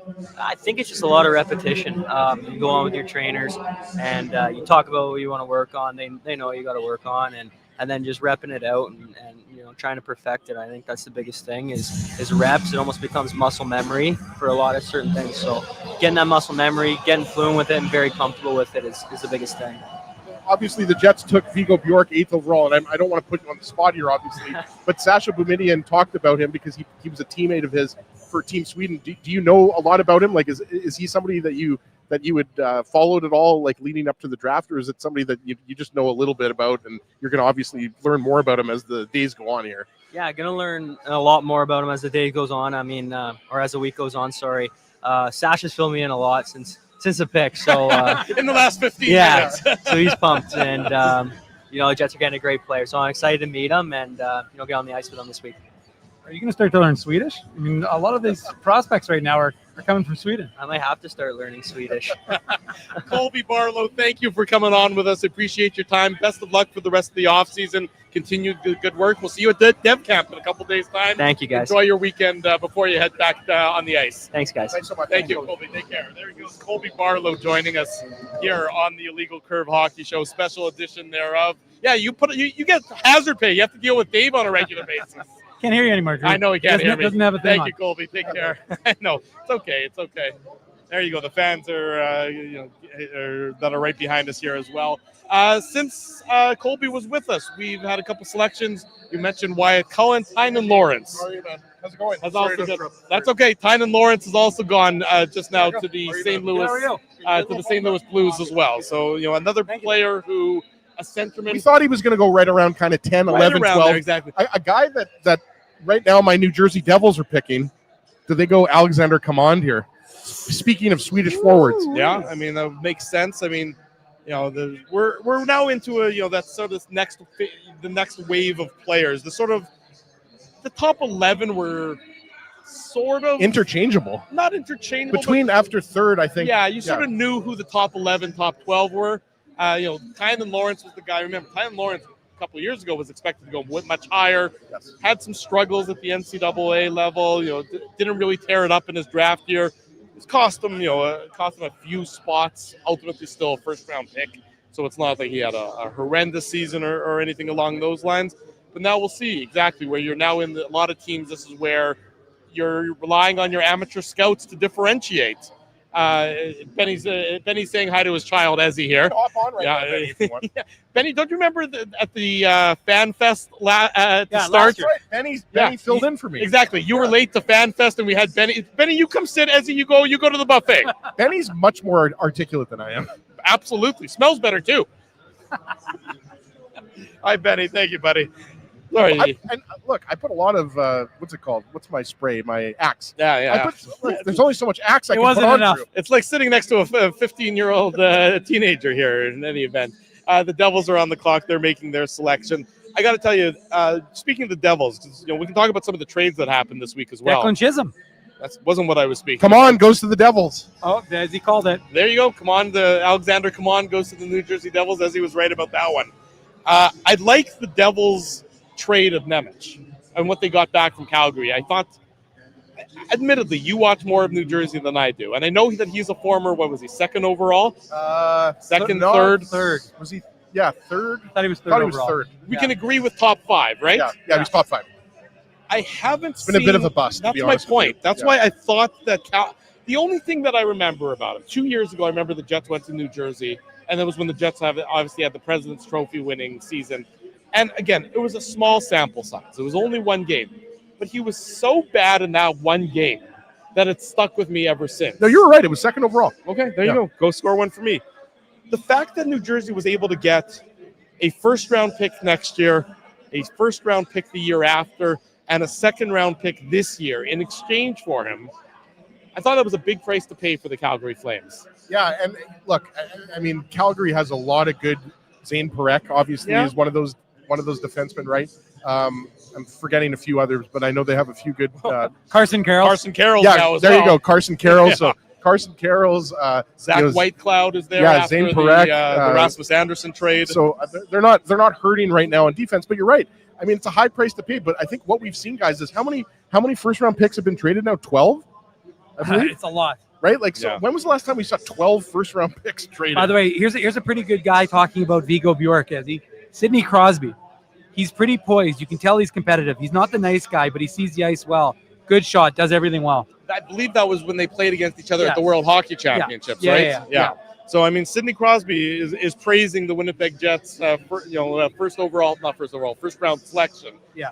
Number 8 overall, which is, again, further, I think, giving comfort to Winnipeg Jets fans that he's going to be a key member of this team moving forward. Absolutely. And like we said before, the Jets haven't had a lot of top 10 picks in recent memory. I mean, no, I'm thinking that, maybe since Patrick Laine, the Jets haven't had a forward prospect with as high of a ceiling as Viggo Bjork. Like we said earlier, I mean, not only did he win a gold medal with Team Sweden at the World Juniors, he excelled for Sweden at the men's World Hockey Championship, right, Dave? So, again, the Jets just drafted him. We're not sure, if he's going to play for the team next year. There's a chance because he's already played pro, but the fact is there's so much to be excited about for Jets fans with Viggo Bjork because his ceiling is so high. I mean, that's your second line center that you've been wanting for so long. Here's the truth. The truth of the matter is that nobody can tell me what he did in the SHL, because I would guarantee you that the people who are either excited or pissed did not watch a minute of his SHL You're not career. talking about the scouts. You're talking about obviously I'm not. you're talking about the online, the armchair scouts, the online commentators. I'm just saying that, again, and I'm honest. I didn't watch a lot of. I don't watch a lot of junior hockey. You know why? Because I watch a lot of NHL and AHL hockey. There's only so much you can do. The people who say they do everything, they're BSing you. We used to watch a lot of Winnipeg Ice. We did watch some Winnipeg Ice. Fair enough. But my point is that you don't know. We don't know. So let's be honest. Let's listen to what the prospect experts. I'm not saying they're always right, but they have the insight because they watch these guys. They sit in the arenas. They watch, 100 games a year. They'll be able to give you an assessment. So again, there's going to be some pros and cons, as you guys said. The reality is he's 5'9", 5'10". If he was 6'1", he's a top 5 guy based on his skill set. So the reality is that you're going to get a guy who potentially, again, if he gets you an inch or two and he gets into that 6 foot range, I mean, you're going to be laughing based on, again, it sounds like if you do a redraft. Now, we're not going to know for like 5 or 6 or 7 years in terms of this, but I'm just saying that we have to I always laugh when folks are like, oh, this is terrible, this is great, this is this is that. You don't know. No, we don't know. And maybe it's because all of us are 5'9". Maybe that's the reason why. And a half. Well, that's why I'm saying that half is an important half. But, and a half. I mean, again, look, this maybe is recency bias, Drew, but Logan Stankoven, Jackson Blake, these were top players for the Carolina Hurricanes. Yeah. How tall are they? They're 5'9", 5'10". You see again, so this whole idea guys. that you can't be an excellent player in the NHL, whether you're a center, whether you're a winger, whatever. I mean, look at Lane Hudson. Is Lane Hudson 6'5"? No, he's 5'10", 5'11", right? Yeah, 5'10", I mean, again, all of the scouts have been saying that, and it's one thing to be a little bit shorter, but it's another to play like you're 6'1", or you're 6'2", right? So which he does exactly. Which he does. He plays bigger than his size. His intelligence is highly rated in terms of his on ice processing, which we know that is something that the Jets organization historically has put some stock in. How many different academic WHL, OHL academic players of the year have they had drafted? Many over the last number of years. I'm not sure what Viggo Bjork's GPA is. I don't know either. But folks were asking what Sasha's was. I saw that was a very he's well spoken, straight A student. Yeah, but you know what?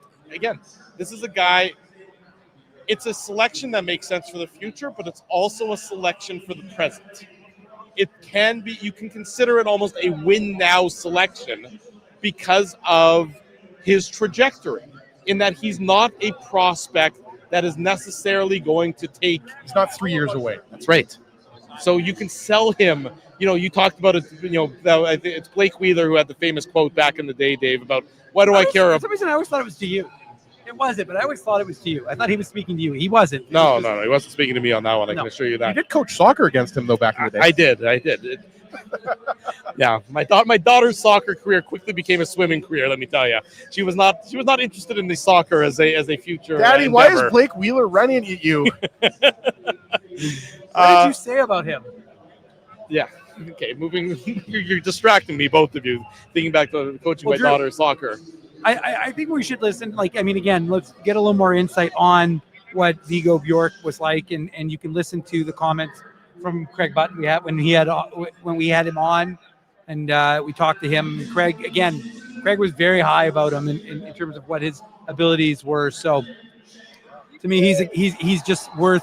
I sent you the link in the private chat. Yeah, I got it. You're talking about the No, I'm talking about the one that Craig Button sent. Oh, sorry. I thought you wanted. I literally linked it to you in the private chat. I'm not on the private chat screen right now. Here you go. Hang on.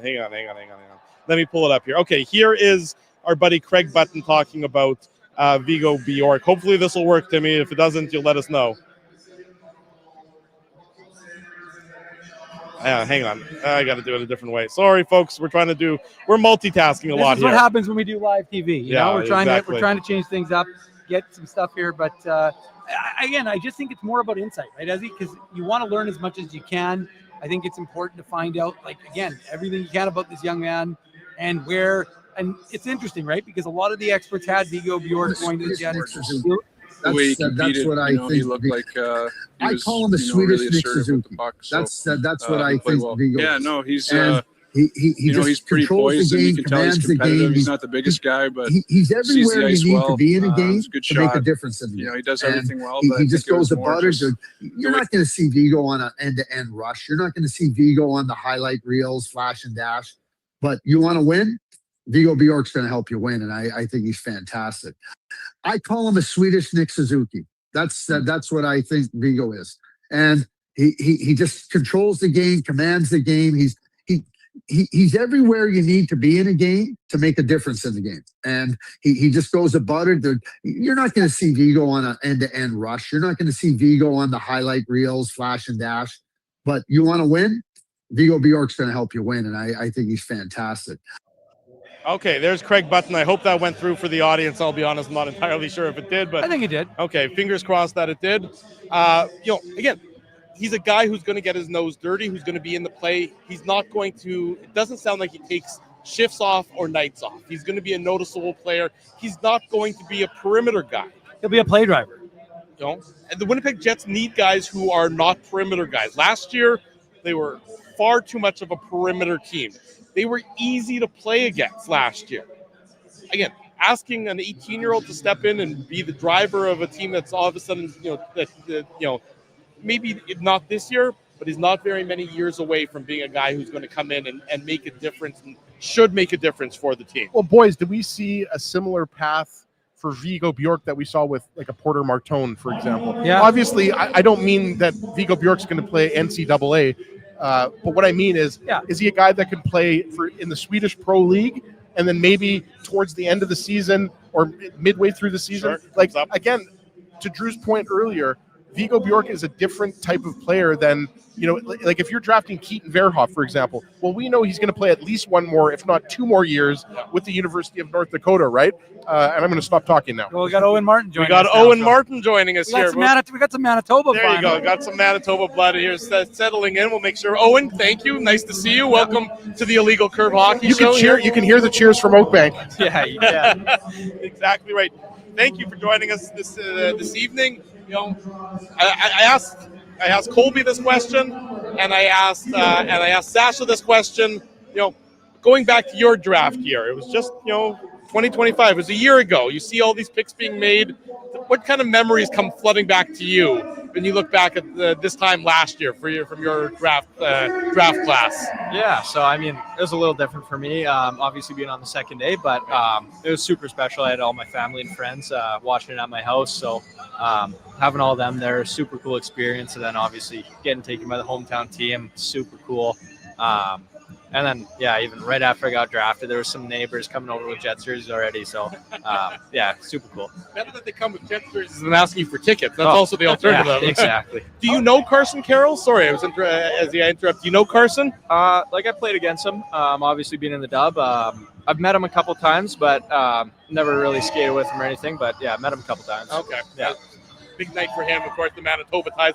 Yeah. I think all Manitobans always sort of celebrate a little bit when they see another fellow Manitoban get drafted or have any sort of success. Sorry, as you go ahead. No, I was going to say, Owen, has the excitement ever been higher? I have some family in Oakbank, by the way. Shout out to them, aunt and uncle and some cousins from Oakbank.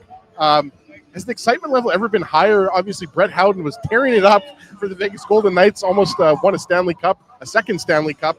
But obviously, your future is very bright with the Winnipeg Jets.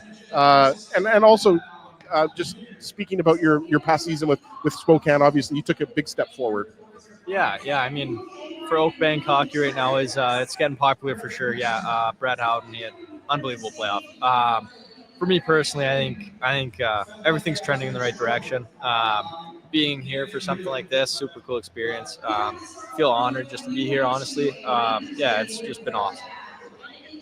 Just in terms of, like, again, you're a hometown guy. When you go to the Hockey for All Center last year at development camp, like, we have great pictures of you, like, in a Jets jersey, like, interacting with the fans. Is it, I hate using the word surreal because it's thrown around a lot, but is it surreal to be like, you're a kid from Oakbank and you have been drafted by an NHL team in your home province? Yeah, 100%. I said when we were on stage earlier, my family, we used to have season tickets in section 112. So, came to a lot of games when I was growing up. And then, being here, like you say, it's surreal. It's honestly unbelievable. Hearing my name called on that TV that last year was just awesome. Let's talk about that season. You mentioned that you played for Spokane last year, very successful year. When you look back at the season, what were sort of the highlights that jumped out to you the most, both as a team perspective and then I guess as an individual perspective and your own individual successes? Yeah, I mean, for the team, it's kind of tough to pick something in particular, but I think all year we just had such a tight group. Everything we did, all the bus trips, everything was just great bonding time. And then for me individually, I think obviously putting up more goals, more points is always huge, but I think it took a big step in the right direction. Just with my 200-foot game, I think that's something that I pride myself on, and I think I developed that even more this year. We had Colby on, and we asked him kind of where he's at right now with, his training. Are you at a similar stage where you're kind of, development camp is going to be when it really ramps up? Yeah, definitely. I've just been doing a couple one-on-one skates with some coaches. A little bit. I've been working out quite a bit, pretty hard, but dev camp will probably be a whole nother beast. And it really seemed that, again, I'm not going to pretend like I watched a lot of the Spokane games, but I saw a lot of the highlights, and you really seemed, especially on that second half of the season, if you erase those first 10 games, like, it really caught up with you, and you seemed to be putting the puck in the back of the net and finding success. Was there something that changed for you specifically? Because it just seemed, like I said, like every night I was watching you score goals or pick up a lot of assists in the latter part of the season. Yeah, in the early half of the season, I think I was almost putting a bit too much pressure on myself. Sometimes you just got to ease up a bit, remind yourself what matters most. Having fun, that's what matters. So, I think I just enjoyed it more in the second half, and it worked out for me. Who did you lean on in Spokane? As you go through the season there, obviously, the coaching staff is, you have a particular dynamic with your coaching staff, but you also have a different dynamic with some of your teammates. So, who did you sort of rely on to sort of help you through? It can be a grind of a season, at any level. Yeah, for sure. My coaching staff was great for me. I lived with two other guys on the team, our goalie Carter Essler, and then another forward Coco Armstrong. So they were my best friends on the team. Being with them every day was awesome, and just getting to spend time with them, it kind of takes away the pressure, and you kind of just get away from the rink with them is just awesome. So the Jets pick is obviously in. Viggo Bjork goes 8th overall. We had Sascha on earlier. Has he already told you a little bit about Viggo Bjork? Obviously he's been called a Swedish Nick Suzuki, right? So obviously it's exciting to have another really talented player as a member of the Jets organization. Yeah, Sascha, he's over there screaming. I think he's jumping for joy. He's loving every second of it. He claims he might be the next Sidney Crosby. That's what he says. So I'm going to take his word for it. So. The Jets would be happy if that happened. Oh, 100%. There was a report last week that you're, after next year in the WHL, you're thinking of going to Colorado College. So, maybe you can confirm that if that's true. And then if it is, well, it's clearly Dave has all the scoops. I like to be on top of these things, although I'm going to give credit to Brad Schlossman, Grand Forks Herald. He's the one who reported that. But just in terms of your decision making, because we're seeing this more and more, guys going from the CHL to NCAA in order to kind of, like we had a prospects expert on. He said it was almost like adding AA baseball to the development path for players. So how did you come to that decision, and how do you see it? Yeah, I can confirm. I posted it on Instagram last week. I will be going to Colorado College for 27-28 season. But yeah, I mean, it was a kind of a tough decision going to school this year or going back to Spokane. So ultimately decided to go back to Spokane for another year. Hopefully take another step in the right direction, be able to produce more, be more of a leadership role as well. So just have another year building all of that will be great for me. And then, and then going into my 20-year-old year, going to college, I think will be better for me just because playing against grown men there, they're all bigger, faster, stronger. So it's kind of becoming the normal, I think. Just another step before you get to pro. Why Colorado College? Well, I went for a tour there, and I got nothing bad to say about them. Their coaching staff is unbelievable. I don't know if you guys have ever been to Colorado Springs, but the scenery there, unbelievable. It's beautiful. So, and then a little more mountainy than Manitoba. Oh, 100%. Yeah. Oh God. Yeah. It's unbelievable. Great school, great campus, everything about it. Hold on a second. Have you never been to Birds Hill Provincial Park, Dave? What are you talking about? Are you gonna ski? Are you a skier? I'm not. No. Okay. Might get into it though. You never know. We'll see. You got the mountains right there calling your name. I don't think you can go wrong. Yeah. We've talked to Sasha. Obviously, we've talked to Colby about what they want to work on, and strength is, I imagine, something that you want to work on as well. Is there anything else that you want to work on the ice this summer? Yeah, for sure. I think I pride myself on being a pretty quick skater. I think my speed is one of my strengths, but can always build on strengths, right? I just want to jump ahead of everybody as quickly as possible. So, I think take another step there, and then explosiveness, strength, definitely put on some more muscle mass. I think that's big for me. Oh, and I mean, obviously, like Drew said, there's a lot of Manitoba kids who are hoping to get picked and hear their name. I mean, obviously, Carson Carroll's obviously did already tomorrow as well. Any of your buddies from back in Spokane, they're expecting to get their name called either today or tomorrow? Yeah, definitely got. There was 3 guys that were ranked on Central Scouting's final ranking. So we got Chase Harrington, Tyus Sparks, and Brody Gillespie. So hoping to hear their names hopefully sometime soon here. What do you do? How do you help your teammates? I mean, you've been through this, so you know what to expect. You went in the 3rd round, so you know what it's like waiting. I mean, not that you waited very long at all, but how do you help your teammates in this sort of situation? Yeah, throughout the start of the year, I think especially they're asking me all about all the interview questions, like what are they going to get asked, and I was honest with them. Some things you can't even prepare for, like Montreal. These guys at Illegal Curve just asked me the dumbest questions. No. But I'm sure all of you have heard that Montreal question, like, what animal are you? Yeah. So, like, there's some things, like, you've heard about that, but then, there's some questions that you can't even be ready for. Does your management team help you with that kind of question? You know the question's coming. Do they help you with that kind of question? Because I don't know what a right answer is, and I don't know what a wrong answer is there. I don't know if that there is one. Yeah, I don't think there's a wrong answer, honestly. It's just personal preference. But I think, the teams can look at it both ways. They never know. You never know what they're going to think about it. They could find a deeper meaning. Who knows? But it's big. I think my agency really helped me with that, getting prepared for all those interview questions. Yeah. I'm always curious to know with players how much of the Stanley Cup playoffs they watch. And it seemed like the Stanley Cup playoffs ended like a month ago, but it was only a week or 2 ago. How much of the Carolina, Vegas? Obviously, I would assume that you were cheering Brett on because I mean was he not in the Conn Smythe discussion with the amount of goals he was putting up? Yeah, he had to be for sure. I watched a lot of the finals for sure. A lot of all the playoffs really. But the finals were awesome because my trainer that I work out with in the summer, he trains 3 guys that were in the Cup finals. So Brett Howden, Keegan Colasar in Vegas, and then Seth Jarvis on Carolina. So nice Manitoba connection there. Yeah, so he didn't really know who to cheer for. I was cheering for the Oak Bank boy though.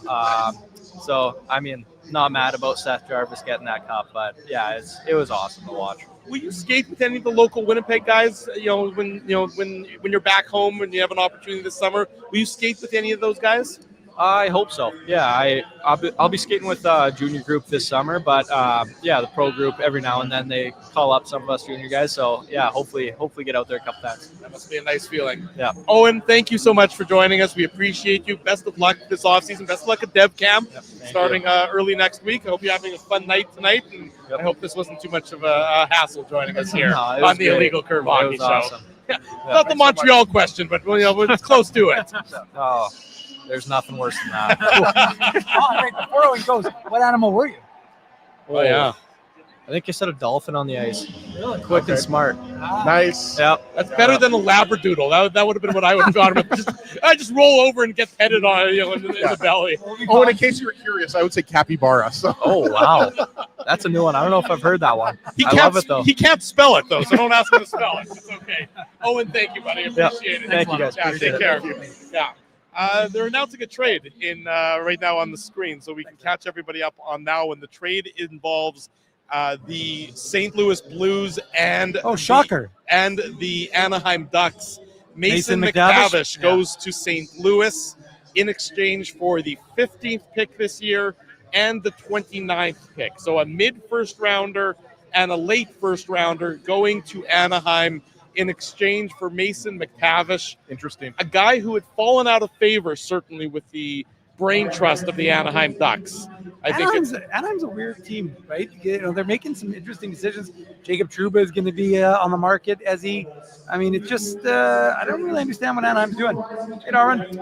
Yeah, and I guess there's a chance right now that the next pick is one of the Ruck brothers, because we've heard Liam Ruck, Marcus Ruck, Medicine Hat Tigers. We should also mention that they've committed to play for UND not next season, 27-28. 27-28. That's sort of the weird part, is that players are committing to teams 2 years out. Well, I mean, even last year, as he talking to Edison Engel at Dev Camp, right? I mean, he committed to play for Brantford for one season, and there goes Drew.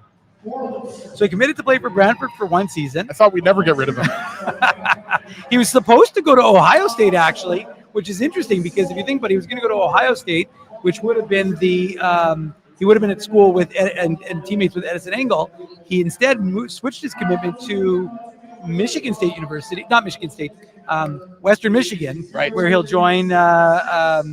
Do you remember who Zach the old Naring. coach of Western Michigan Yeah, was? Andy Murray. There you go, Andy Murray. Good job. Good old Souris, Manitoba boy. Yeah, Andy Murray. He was a guest on our program. He was a guest on our show when he was times. when he was the when he was the head coach there. Great hockey coach. Yeah, he's kind of an inspirational guy, kind of on the Marv Levy style, very you know what I mean, like raw. Yeah. He had success when he came to the Kings. Remember, he was the head coach of the Los Angeles Kings.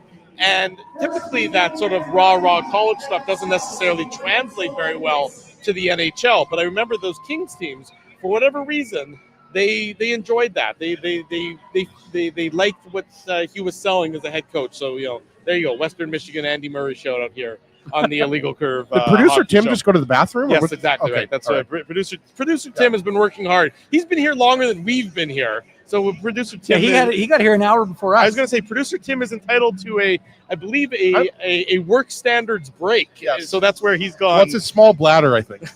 We don't need to talk about it, Ezzy. We don't need Poor to talk Timmy. about it at all. He's not even here to defend himself. That's the problem, Ezzy. You're taking shots at somebody. They're not even here to defend themselves. That's usually what you do to me, not the producer Tim. We got Braden Yager come. Oh, okay. Shoot. Give a couple minutes until Timmy comes back, and then we'll get Braden to. Frankie. Yeah, give us a couple extra minutes there. We'll have Braden's going to have to talk to his agent. He's been on with us twice in the span of a month. That's not even. You got to have some sort of hazard pay when things of that happen, when you have to join the Illegal Curve guys twice in the course of a month. This has been great. Like not just broadcasting live here from Canada Life Center, but talking to Sasha, talking to Colby, talking to Owen. I mean, how bright of a kid is Owen, by the way? Like his future, Dave M broke a little bit of news there, even though Owen said he mentioned it on his Insta broke it account. himself, yeah. Colorado College. Brad right? Elliott Schlossman. Yeah, of course. That's why I give Brad credit. It makes a good, obviously, Dave, we regularly go to UND and watch games. I didn't go this past year. Shout out to Grand Forks IC correspondent Kyle Kozier, of course. But you went like this. I was like, is Kyle right there? No, he's not here. I think he's still in Grand Forks. But to Drew's point, you're seeing guys commit a year before they're actually going to go. And I think that just shows you how good NCAA hockey's always been good, but it just gets better and better. What's happening is Canadian Junior is a league for 16 to 18, 19-year-olds. Exactly. And then the NCAA is a league for 19 to 21-year-olds. Like Shane Malloy said, you've now got single A, double A, triple A, which is the American Hockey League or pro over in Europe, and now you've got the majors. So I mean, like, it's finally given hockey that opportunity to have that sort of flow, and you don't. And I mean, look, that was one of my questions today to Kevin Cheveldayoff, was about the idea of getting guys who are going to have a path. You're going to have a little more time with them, that sort of thing. So, anyways, I just think it's interesting that they chose that path. It wasn't that many years ago that once you played a game in junior hockey, you weren't eligible for the NCAA. I mean, it was within the last 5 years, maybe 6 years, that was the rule. Well, Drew, the rules have changed so many times. Who knows? Who knows what even when I asked, it's funny though. To that end, I asked Kevin about it and he goes, well, we don't even know what the rule is for 19-year-olds playing at the American Hockey League level. So I mean, it's funny how I'm like, well, if you don't know the rule, how am I supposed to know the rule? I think it's a problem that that they're trying to.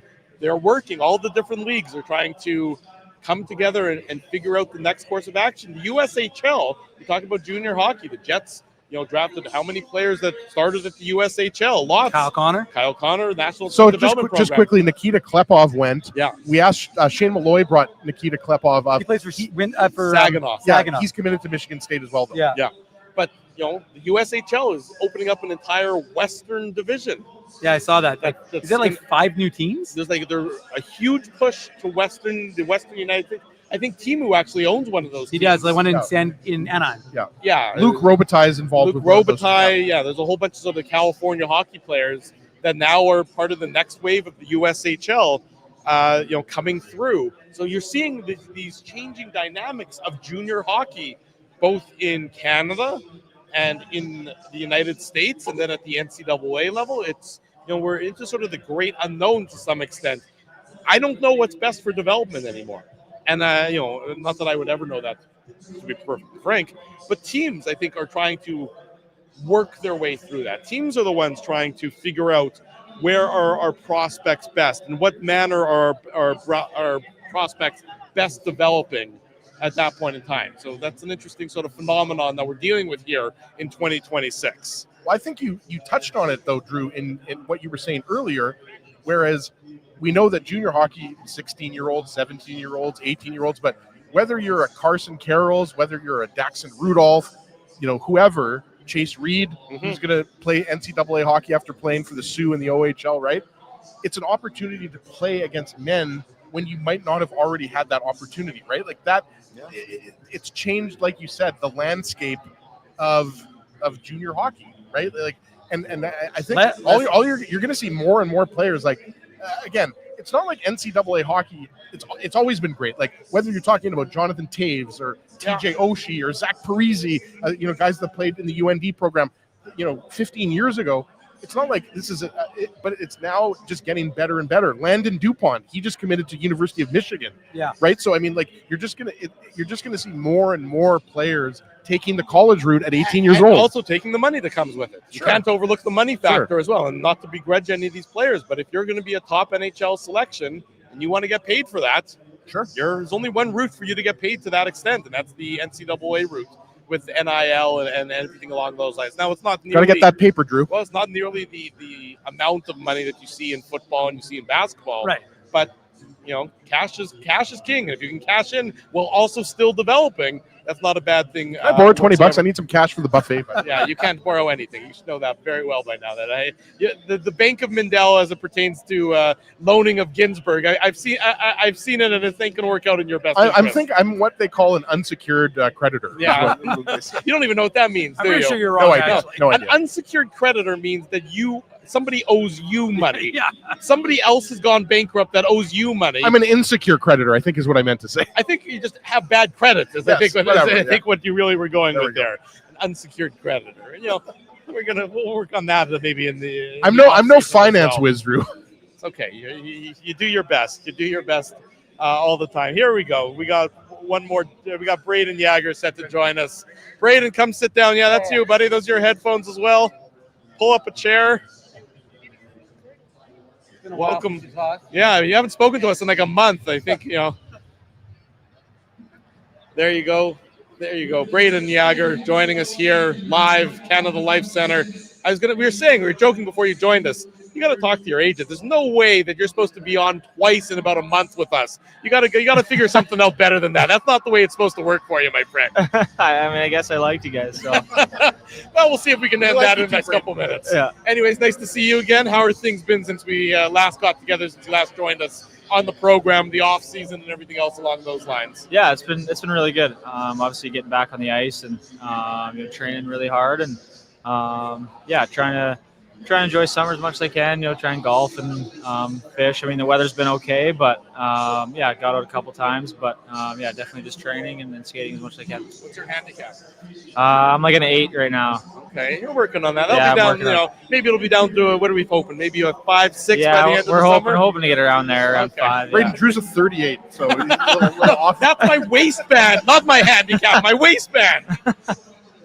It wasn't too long ago that you were drafted in the first round by Pittsburgh. On a night like tonight, does that go through your head, remembering, just being selected and obviously, fulfilling a lifelong dream?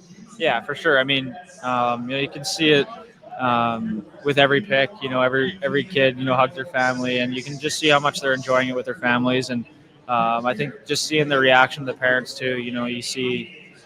Nobody sees how much behind the scenes there is of how much parents sacrifice for their kids, and seeing the reactions of all the parents is it's really cool. So how much has Sasha already told you about Viggo Bjork? Oh, he hasn't stopped talking about him yet. But no, I mean, obviously really exciting player. Sasha's obviously talked a lot about him, and got to watch him at the World Championships and everything. So obviously, really excited to. You'll see him at the camp in a couple of days here, and looking forward to getting to know. So you mentioned Dev Camp starting next week. You're one of the very few players, I think, in Dev Camp who's got NHL games under your belt. Braden's a pro now. Yeah. How does that sort of change your approach to next week? Yeah, I mean, I think development camp's all about welcoming the new players and them get an opportunity to see, the rink and everything and meet all the staff and kind of just get to know it, more about the organization. And, I think, the Winnipeg Jets take a big pride in, the players and the culture we have here. So I think, as kind of a veteran player at a development camp, I think that's, something that's going to be important is, kind of just, being a good person and kind of showing the young guys that, what we're all about here. And, we're really excited for it. As Drew mentioned, we had you on the Saturday show a couple of months ago, and we asked you about your first NHL game, which, if I'm not mistaken, was in Vegas, right? Yeah. If I remember correctly. But now that you've had a little bit more time to reflect on that, what goes through your mind when you think about, your first NHL game, playing in front of your family and of all cities, Vegas? Yeah, I mean, to be honest, the game's kind of a blank. I don't really remember much about the game. I think for me, the biggest kind of flashback is doing my rookie lap and seeing my parents in the crowd and my brother. And I think that was, probably the coolest part. Obviously, a city like Vegas, it's pretty cool to see the crowd and how electric it was there. But I think just, how important it was to my family. And, I think, like I've said, I think in past interviews, I feel like, your first game is kind of more about your family and the sacrifices they've made. And it was super special.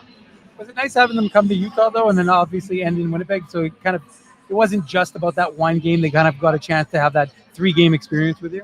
Yeah, for sure. I mean, it's always nice to have your parents come watch you. And, I know they're really pumped to be able to get out there. And, their travel schedule was probably a lot harder than mine, getting to Vegas and to Utah. But, they wouldn't miss it for the world. And it was really special to be able to share that with them.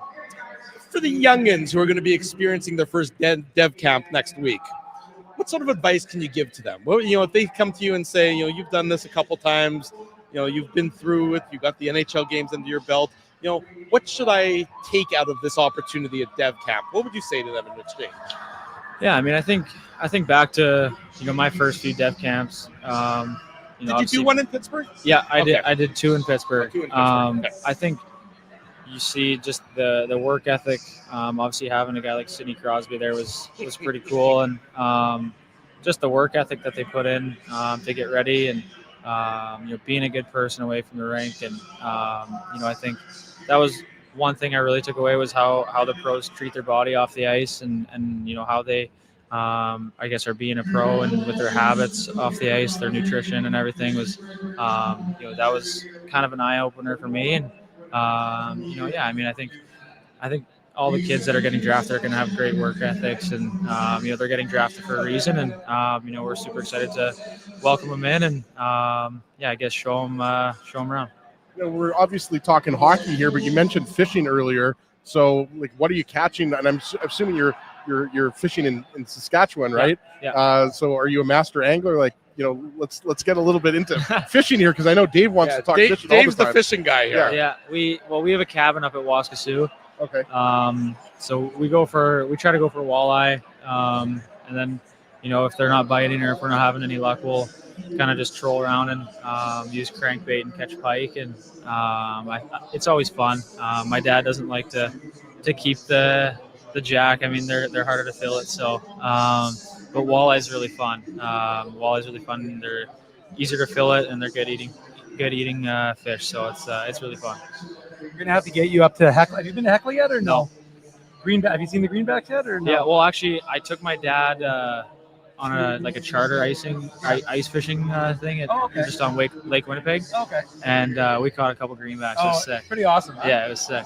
So now I'm derailed. Now all I want to do the only greenback I know about are dollar bills, so I don't know what the hell you two are talking about whatsoever. Well, you're not being a very good Manitoban right now, Drew. Greenback are a specific type of walleye you can only get in Lake Winnipeg. Don't we call them pickerel? What's the difference? Pickerels. Okay, thank you. Sure. Americans understand walleye. They don't know when you say a pickerel to Americans, they don't know. Right, but that's what I thought. But we're a table of Canadians. Yeah, it's all good. But no, Braden, one of the guys I just talked to about you actually was Jonathan Toews, because at his retirement ceremony announcement, we talked about kind of the role. It seemed like he, when they showed the pictures, you were walking with him, and obviously Mark Scheifele took an interest in you, and he's kind of made sure you had Sidney Crosby. What's it like having guys like that take an interest in your career and trying to figure out ways to make you a better player, so, to help you get ahead? They have no. I mean, Scheifele has an interest. Obviously, wants you to be a player on the Jets, but guys like Toews or Crosby, for them to kind of take an interest in you, what does that mean to you?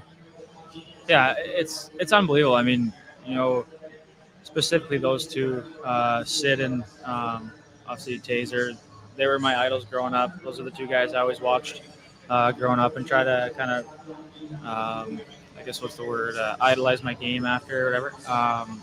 So those two guys, to be able to kind of meet both of them and have an opportunity to learn from them, it's weird to kind of be nervous to talk to them and starstruck as everybody would be, but once you start talking to them, it's you realize how much they want to help you and how great of people they are, and for as long as they've been in the league and everything they've accomplished, for them to take the time to talk to young prospects like myself and answer any questions, or I'm sure they could easily kind of slough the guy off and kind of just keep themselves, but for them to share the knowledge that they have, I mean, there's not really any players that you could probably that are better to learn from those two guys for centermen. So along with Scheif too. So for them to take the time and take time with prospects, and it's unbelievable just the people that they are. Well, I mean, I know you do a lot of face-off work with Von Rode, and I'm not going to diminish his abilities. He spent a lot of years in the NHL. But from your perspective, what kind of face-off tips did you learn from Jonathan Toews? Because there's nobody better, even at his age. Yeah. He finished, I think, top 3 in the NHL. Yeah, I mean, he's one of, if not the best face-off guys to play. So, I mean, there's lots of little tips and tricks, and just being strong in your stick, and finding ways to win. And sometimes you got to switch it up, but just being strong in your stick, and there's little tips and tricks that I'll keep to myself. You finding ways to cheat a little bit, but I mean, no better guy to learn from than him. Braden Yager, I promise you, we only have about, I think, 3 weeks left of our show before we go on a summer hiatus. You'll talk to David Devkamp this week, but we'll leave you alone outside of that. Good. I can promise you that. Drew's going to do some research on greenbacks, so he's going to know a little bit more. I'm going to be up in Waskesiu there. I'll be casting the line there with you. you'll just immediately rescue me is what you're going to need to do if that's the case. Braden, thank you. Appreciate you jumping on with us again. Enjoy the rest of your night. Enjoy Dev Camp. Yeah. We'll see you next week. Awesome. Thanks for having me. Our pleasure. Take care. Thank you. Thank you, Braden. There you go. Braden Yager joining us this evening here. All the prospects here joining us here on a special edition of the Illegal Curve Hockey Show. There you go. Thanks, Braden, yeah, you come on. Oh, thanks so much. Take care. Yeah. Sorry. Getting distracted. This thing's going on It's a everywhere. live show. Let's keep it rolling. It's a live. Well, so Dave, I can assure you, I know it's a live show. I feel like I'm landing planes here at times. So we don't have any more reasons to feel old. Big thanks, by the way, to Frankie. Absolutely. Thank you, Frankie. Thank you, Frankie. Appreciate you, buddy. Moose Communications. Like I was going to say, helping we don't have. At least I don't. Every time I wake up in the morning, I feel like hear a different sound. But Maddox Dagenet, son of former New Jersey Devil Pierre Dagenet, really was just taken. So a little bit of a surprise because, like we said, the Ruck brothers I think are in play here. Yeah, Liam and Marcus, who we mentioned, are going to play for UND in a couple years of the Medicine Hat Tigers. But obviously, we're focused here on the Jets and Viggo Bjork. There also was just a trade. I should in. mention it. It's just a dropping down. LA moved down 2 places with Utah, so Utah jumped up. And took LA's spot, and in exchange, the Kings got a 3rd-round pick. So that was the course of the trade. So LA moves up, or pardon me, Utah moves up 2 picks, and they give up a 3rd-round pick in exchange for that. So getting back to Bjork, I just want to make a quick observation for those who are paying attention at home. The only person who two people put him outside of the top 8 in terms of about 20 when you look at the consolidated rankings on elite prospects. He was as high as 3rd. Tony Ferrari in the Hockey News had him 3rd. His colleague, is it Ryan Kennedy of the Hockey News? I think he had him 12th. Other than that, Daily Faceoff, I don't know who it was specifically, probably Stephen Ellis, had him 9th. But you just look at it. Cam Robinson, who we love having on, he had him 6th. Craig Button 4th. Chris Peters, we love Chris Peters, 5th. So I'm just saying that it's an NHL, Central Scouting for Europe. But I'm just even Sam Constantino 6th, Jason Bukala 4th. So I'm looking high-end talent. Yes, there's no one disputed his high-end talent. And by the way, we've got to mention Shane Malloy because he was on our show. Yeah, and Shane Malloy had him 8th overall. Okay, there was no disputing. I don't think anybody was disputing his high-end talent. The question was high-end talent, and then size. I will bet on talent every time I can, especially when you're not, when you're so close. Especially when you hear from the draft experts that he plays like he's 4 or 5 inches taller, right? Like that's why I don't think that was an issue. How's it going? Good to see you. Nice to see you. Yeah. We like the pick. Yeah, that's a good pick. Did you like the pick? There you I go. think should we have Ray on? Ray, you want to jump on with us? No, what about Mitra? Yeah, Mitra, you can jump on too. They're Ray Neufeld and Derek Meach walking behind us there. A couple of Manitobans. Yeah, they're here signing some autographs for the fans that are in attendance. Southern Manitoba and I guess Western Manitoba. I'm not mistaken. Ray Neufeld, I think, played for the Flin Flon Bombers. He did. There you go. Your ties to Flin Flon are well documented there, Ezzy. Sold out crowd here, I should mention. Thanks to the Jets organization for having us here at the draft party. We appreciate them being so accommodating and not immediately hanging up on us. What I really want to know, sorry to cut you off. What I really want to know is Phyllis is about 3 rows up there. Is Phyllis in the chat too? She was, because she wanted to know who she didn't recognize Owen Martin. Ah, okay. So there you go. I had to give her the old 411. There you go. Dave's giving info. We're multitasking as much as we possibly can here as the first round of the NHL draft continues to unfold. We're on to pick number 17. So we are halfway through. That is the good news of everything, is we are now halfway through the draft. It's only taken 2 hours to get halfway through. So we're in for a long haul. We are. Actually, I should actually check, to be honest with you. I'm going to check the group chat because I wonder if the Jets, Viggo already met with the media, Dave. Oh yeah, that was about 20 minutes ago. Yeah, he met with the media. Yeah, did you miss that? You missed that entirely. Even I knew that. Yeah. Well, Drew, there's a lot going on right now. There is. I said, I agree, and there's no question about it. I'll tell you what, we're at the point where we're at right now. Why don't we maybe take another commercial break so we can all sort of catch our breath a little bit and take a deep breath, as you can see what's left available on the buffet and things of that nature. We'll come back with more day one, round one coverage here of the Illegal Curve Hockey Show, a special edition live at Canada Life Center from the Winnipeg Jets draft party. Stay tuned for more coverage. I want to thank you for not betting with Play Now and choosing our illegal gambling site instead. Because we couldn't afford things like this without your money. So much of your money. Now you might have questions like, do our profits benefit your community? No. Or bet with Play Now, Manitoba's local legal and secure gambling site. Dining, entertainment, parking, and convenience, all in one spot. City Place is located in the heart of downtown Winnipeg, attached to the Canada Life Center. Whether you're working, living, or out for a night in the downtown, make City Place your go-to destination before or after the fun finds you. Lunchtime, game time, anytime. Visit City Place at 333 St. Mary Avenue, next to Canada Life Center. Boys, I've made an important life decision, and I need your support. Oh, boy. I've decided to get a grill. You mean a barbecue grill for cooking? Like, that's not an important life decision, Ezzy. No. A grill for my teeth. A grill for your teeth? Do I even want to know why you're doing this? It's simple, really. Every time I go to Holt Dental, I get treated so very well by Dr. John and his team that I need to keep finding additional reasons to go back. I rely on Holt Dental for all of my dental needs, and they do it all, from regular cleanings to cosmetic dentistry. Plus, they have free parking at their front door, and you know how much I love my convenient parking. For all your dental needs, Illegal Curve recommends Holt Dental, conveniently located on Taylor Avenue near Grant Park Mall. For more information, visit them online at holtdental.ca.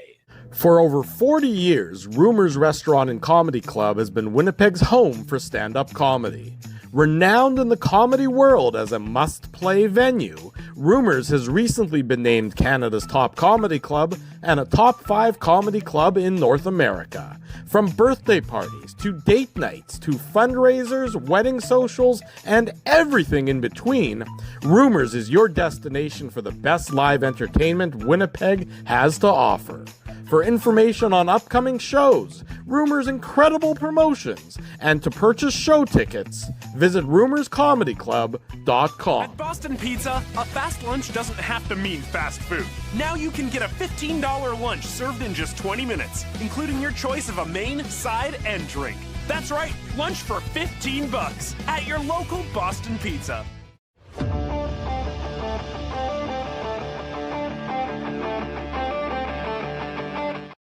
Welcome back to the Illegal Curve Hockey Show, a special edition live at the Winnipeg Jets draft party. It's about 20 after 8 now on Friday. So here's just the rest of how the programming is going to go for the rest of tonight. We're going to be with you until about 9:30 tonight. Which means there's going to be a major trade at 9:31. Hang on, say it again. Nobody heard the joke. Say it again. I said there'll be a major trade at 9:31. Yeah, something like that. There'll be a major trade around 9:31. So we're going to be with you till about 9:30. Kevin Cheveldayoff is going to speak to the media at the conclusion of the first round. We're going to have that ready for you on illegalcurve.com as quickly as we can after that media availability happens. And then we remind you that, again, tomorrow morning, we're back at this 9 a.m. tomorrow, which is when round 2 through 7 of the day 2 of the NHL draft is going to take place. The Jets do not have a second round pick, of course. They will be drafting again in the third round, barring a trade. Yeah. That's the asterisk upon everything, is barring a trade. I don't get the impression that you're going to see anything overly significant happen, at least while the first round is still going on tonight. We've seen in past where things happen early on the Saturday morning, maybe things percolate late Friday night, sort of after the drafting is done. Teams can then take a bit of a step back, evaluate, and then see where it's going to happen. So from, again, strictly the Winnipeg Jets perspective, what of Connor Hellebuyck now? So much news. It seemed like he was halfway out. What of Connor Hellebuyck now? It's a good question, Drew, because, all throughout today, I know this is going to, shock you, but I went for a walk today around 2:30, and I didn't take my phone because I was trying Thank God. That's the reason why you stopped texting me, finally. Let's take a little bit inside a legal curve here. Dave and Ezzy. Not quite to the level of the time when Ezzy inadvertently texted me, you thinking he was texting me. Remember, and he made the comments about you, and then you read the comments on air. That was funny. That's a good. You're talking about sausage that. fingers? Yeah. That was funny when Ezzy sent me the mean tweet, the mean text, thinking when he intended to send it to you. The point is that both the two of you sent so many text messages today. I wanted to take my phone and throw it out the window. I was so annoyed by the two of you. That's just a side. I love you both dearly, but you guys sent too many damn text messages today. I'll be honest. I send a lot of annoying texts. I'm gonna own that right now. That in our chat group, I send a lot of annoying texts, so I will own that.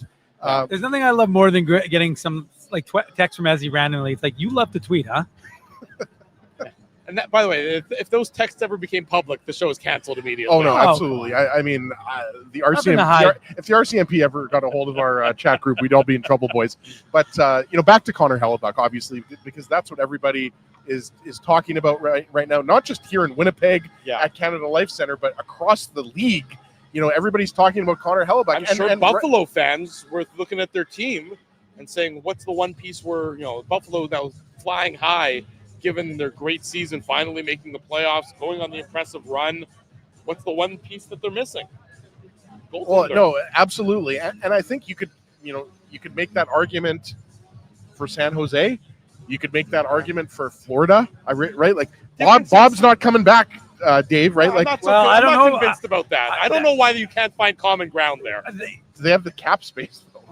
Well, that's a different question, Ezzy. I mean, look, it's also delusional. Look, you won.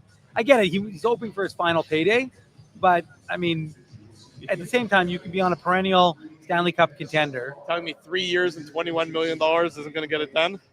I have no idea. But I mean, from his you need 5 years that desperately? Can't you be okay in Florida playing in front of that with that team in front of you for a few years rather than having to trade for another goalie and give up assets? I just can't believe that there's not a deal to be done there unless they think he's fallen off. Well, I mean, you're right. I mean, they could run it back with Bobrovsky. You're right. I mean, I will accept that. It's not a foregone conclusion that Bobrovsky's gone. I might have misspoken there, but back to what you were asking about Hellebuyck, Drew. Yeah, things definitely seem to have quieted down, right? Like earlier today, when the Olin Zellweger trade happened with Buffalo, I mean, I can't tell you how many people on my Twitter feed thought that was going to be the Hellebuyck trade to Buffalo. So certainly things have quieted down, but I think the question has to be asked: how long does it take for things to heat up again, right? Well, I mean, there are certain. Let me answer in Kevin Cheveldayoff speak. We're always on the phone, but all it takes is one phone call, and then things can heat up again. But honestly, though, Drew, that's more Drager speak, I guess, with the phone call. When you consider how many teams are it's like sharks circling the water right now with the Jets. Not the actual San Jose. No, not the actual San Jose. Well, actually, the San Jose Sharks. We thought maybe the second overall pick could entice Chevy to trade Connor Hellebuyck. Still have a lot of assets there in San Jose. There's a lot of teams in play here, right? Like it's not like there's just one team. Like there's as many as 4 or 5 teams, right? Like we already mentioned Buffalo, New Jersey. Yeah, I would throw New Jersey in there. I'd throw Detroit in there, but these are teams that aren't Stanley Cup contenders. So at the end of the day, and I'm sure we'll dive deeper into this on tomorrow's show, but Connor Hellebuyck controls where he goes. He has a no movement clause. Yeah. So, I mean, if Connor Hellebuyck, I mean, he's from Michigan, so Detroit makes a lot of sense, right, Dave? But I agree with you, Drew. Like right now, as it stands, I think we'd be shocked if Connor Hellebuyck was traded tonight. But would we be that surprised if something happens in the next few days or next week? I mean, the cat's out of the bag. I mean, Chevy's listening to offers on Connor Hellebuyck. So it was I Sean kind of go back and Reynolds. forth. It was when Rennie was on with us. It was Sean Reynolds who said, I mean, this is even before things really began to percolate. Yeah. It was Rennie who said that he could absolutely foresee a trade demand being made, a number of weeks from now, if Connor Hellebuyck doesn't see any tangible improvement to the roster. Sure. Now, whether or not that trade demand has been made, I mean, it's been clear that he would be willing to consider options and consider playing for a different team. So, Right. You can always probably extrapolate that has already occurred to some extent. Again, I think a trade demand has happened, by the way. I mean, I'm not speaking for you guys, but I mean, I don't know that it's. I mean, although Chevy's eyes shifted a lot today. But I mean, when he was asked the question. again. I'm no body language expert. This is just me. This is just my own opinion Sure. of somebody who I think has a little bit of experience covering this team. Experience of people wanting to be traded away from you. Sure. But I mean, you're listening to offers. You have to ask, the question has to be asked, why are you listening to offers? And to me, that's your team. Well, but because a trade, but the other reason would be because he's asked for a trade, right? So again, I'll qualify this. This is just my own personal opinion. My assessment of the situation is that Connor Hellebuyck has made it known that he wouldn't mind, whether you call it a trade request or whatever, he's made it known that he wouldn't mind a change of scenery. But I don't think it's as acrimonious, let's say, as Dylan Larkin in Detroit. Or have the Jets just done a good job of keeping it quiet? Fine. At the same time, remember, his comments come right after the end of a season, which was frustrating. Yeah. I mean, they were 3 months ago, right? Or whatever it was. So I'm just saying that, like, I'm not going to sit here and say time heals all wounds as if somehow it's completely forgotten. His message was the message, which was, as he get better. I want to win. But remember, I want to win with this team. Mm-hmm. And if this team can be Kyle Connor said the same thing. Now, Kyle Connor, in no way, shape, or form am I putting him in any category with Hellebuyck or anybody else. But Kyle Connor, Elliot Friedman said the same thing today. That I saw Elliot Friedman that Kyle Connor would not be lumped in with the rest of the U.S. Olympians as wanting to leave Canadian market. Can I touch on that? Let Dave finish his thought first. Well, anyways, the only thing I was going to say is, but his message was he doesn't care if it's Brad Lambert, Braden Yager, and Isak Rosen as the second line, as long as they help them win. Doesn't care if they're veterans or young guys. They just want to have a better team next year. A team that's going to be, again, have an identity. It's going to be faster. It's going to be harder to play against to a degree, and obviously more defensively responsible. So I again, and Kyle Connor plays a role in that, obviously. But I'm just saying that from that perspective, you've got a guys want to win in Winnipeg. Like I don't give a shit about any other market. I don't care about what people say about Winnipeg who have no clue about, the amount of people who talk about Winnipeg and have no clue are numerous. And how many people think we don't have an airport? Or Wi-Fi? It's pretty ridiculous. We're defying you right now. The Wi-Fi is great. My computer, I'm running crisply here. I'm running, and I'm getting the Wi-Fi from the press box, for God's sake. That's how good the Wi-Fi is in here. But the point is that, again, Kyle Connor doesn't sign the extension because he can't sign an extension with another team. He signs it because he wants to win in Winnipeg, and he likes Winnipeg. Same with Mark Scheifele, same with Connor Hellebuyck, same with Gabriel Velarde, same with go on and on and on and on. Yeah. So, again, bottom line with Connor Hellebuyck is that if you said to him, the Jets are going to be an upper echelon team, which we don't think they're going to be, but if you said, hey, we made this move, that's put our trajectory back in line with what you're thinking, which is winning in the next 3 years, he's going to want to win here. But again, we don't think that's the case, to be clear. I'm just saying the notion that he wants to leave because he doesn't like Winnipeg or I even went back, to be honest with you, like the whole nonsense about Americans not being treated properly, getting proper receptions by the Canadian markets, and that's why they were upset. That might have been the case, and I'm not saying it isn't. You're talking about Brady Tkachuk. Well, in general, but Brady Tkachuk, they said that was part of the reason. Sure. Yeah. I went back and I listened. When Connor Hellebuyck was announced following his gold medal win in March, he was cheered. Yeah. When the Americans, Kyle Connor, and when they announced all four together, Nito Niederreiter, Josh Morrissey, Kyle Connor, and Connor Hellebuyck, the crowd cheered. I'm not saying that there weren't any boos. I'm not saying there weren't any crazy comments. Crazy comments could be from anywhere in the world. You don't from Winnipeg or Manitoba. I'm just saying that his connection to the market is a real one. He said it himself. So that's why when people kind of cherry pick Drew, it's irritating because it's like, well, no, there's a lot more to the statement than what you're using to kind of make your point. I know Elliot Friedman is doing his job, and I have tons of respect for Elliot Friedman. So this isn't a shot at Elliot Friedman, but at no point, at least I can't speak for you guys, but at no point did I think Kyle Connor, there was any chance. No. Like, are we at the stage where any American That's player what on a people- Canadian team, like, we have to check on? That's what, like, it's getting a little ridiculous. That's what some people were extrapolating.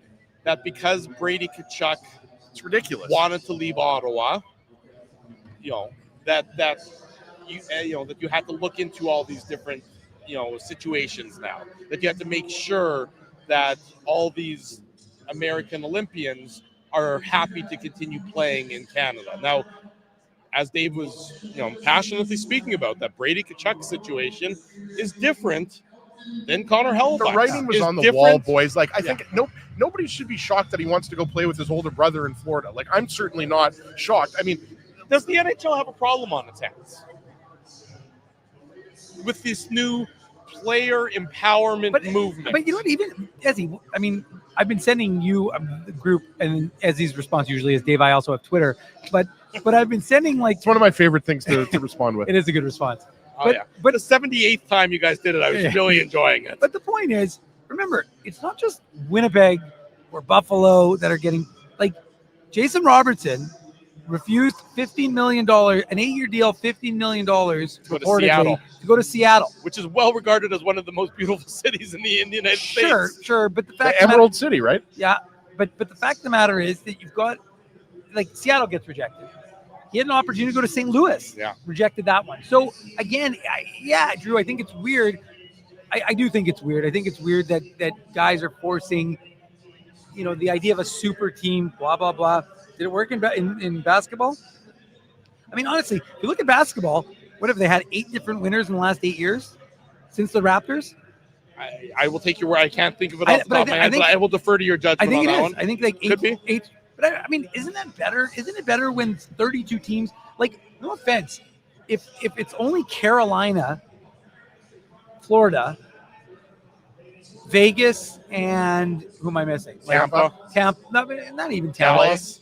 Yeah, Dallas. But if there's 4 teams to 6 teams that guys want to go to only, I mean, it really does make the league kind of a joke, because it's like, well, how do you, especially when, if you think about it, so much of the revenue is derived from the Canadian market, right? With the TV deal. I mean, like, honestly, like a TV deal, I'm sure they're regretting. The Jason Robertson one, though, is weird, isn't it? Like, I just want to say one thing.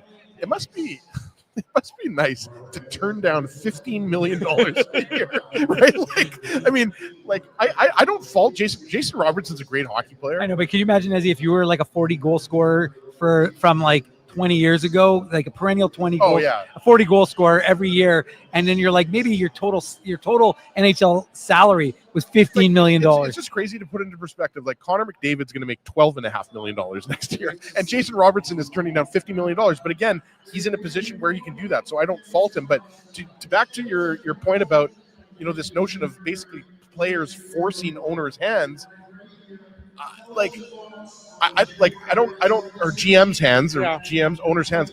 I don't know, like, with no movement clauses. I'm of two minds of it. I mean, I think the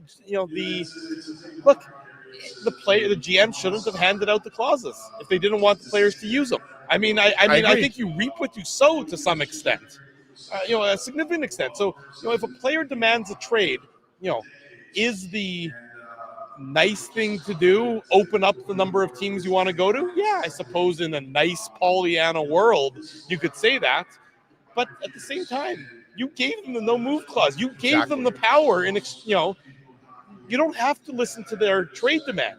You can have an unhappy player and let him pout his way to it. If you don't want him, like, I mean, Yzerman in Detroit, like Dylan Larkin, again, we're not going to include Hellebuyck because it hasn't been officially said that he's demanded a trade, but you can see that in Detroit, Dylan Larkin is pissed off of that Red Wings organization. That's got to be just a gut punch for a guy who's from Michigan, right? To be like, it tells you how bad the relationship's got to be. Oh, for sure. It tells you how bad the culture has to be there. That Dylan Larkin has given up on the Red Wings when, by the way, the Red Wings were tops in the NHL on New Year's Eve this year. Yep. Yeah. So he's given up. So he tells you how bad things are there, and that's more. Well, that's personal more than contract. He also had one even strength goal in the last 45 games for Detroit. Yeah, so he does all of his damage on the power play. Yeah. But to Drew's point, I mean, I think this year is a unique year. Like, when was the last time we saw this many high-end players either demand a trade or in Hellebuyck's situation, you're right. We don't know if he's demanded a trade, even though I wouldn't be surprised. And I do think that demand is a strong word, but something again, he's suggested a trade. So suggested that he'd be open to an opportunity to. So is that much different than demanding a trade? I do think so. I do think so. It might be semantics. Yeah, because the demanding a trade, I mean, again, not that you can't I mean, look, let's be honest, guys. They go back as old as time where guys have demanded trades, and they were still Winnipeg Jets for a year or two. Jacob Trouba, Pierre-Luc Dubois, Vander Kane, Zach Bogosian. Like, it goes back a long time where guys wanted to, wanted out, and they may have eventually got out, but it may have taken them a couple of years for it to happen. I want to say another thing. Like, again, this is a little off topic, but for us who do a weekly show and during the year we do the post game shows, I love all this movement. Like this year has felt like a summer trade deadline, before the draft. Like, I'm loving all this movement. But the Robertson thing, though, going back to that one, I mean, it's weird. It's weird that he wouldn't go to Seattle. It's weird that he wouldn't go to St. Louis. It's so weird that Dallas is basically. That's what I was about to say. Yeah. And also, I think you told me this or Dave told me this. Seattle, there is state tax. Now, they've got a millionaire tax. Is that factoring in here? I don't know. I believe that's why you're not going to, a market. I think you just don't want to play in that market. But why is what is it about that market that you, Seattle has swung and missed before, right? Like, they've tried to bring in. I'm forgetting right now who they went after. Who did they go after recently? What's his name? Who ended up in LA? Panarin. Panarin, yeah. Right, so they swung and missed on Panarin. Yeah. Now they've swung and missed on, I agree. I've never been to Seattle. I'm not sure if you guys have been to Seattle. I've been to Seattle. Saw Mariners game. Yeah, you weren't sleepless, though. But I was not sleepless, no. I'm with you. I have turning to down assume $15 million. The only thing that I can assume for why a player wouldn't want to go to a city like that is that think they're going to win. That, or it's a bad organization. Well, sure. That's a bad organization. He doesn't want to go to a team that's a bad organization that doesn't have a clear path to success. Not an immediate, but that he doesn't believe in the people who run the organization. I don't know how you know that, though. Players talk. No, it's like high school. They definitely talk. Yeah. I'm just saying, So, and it could be a combination of both, but right? Back to your point, though.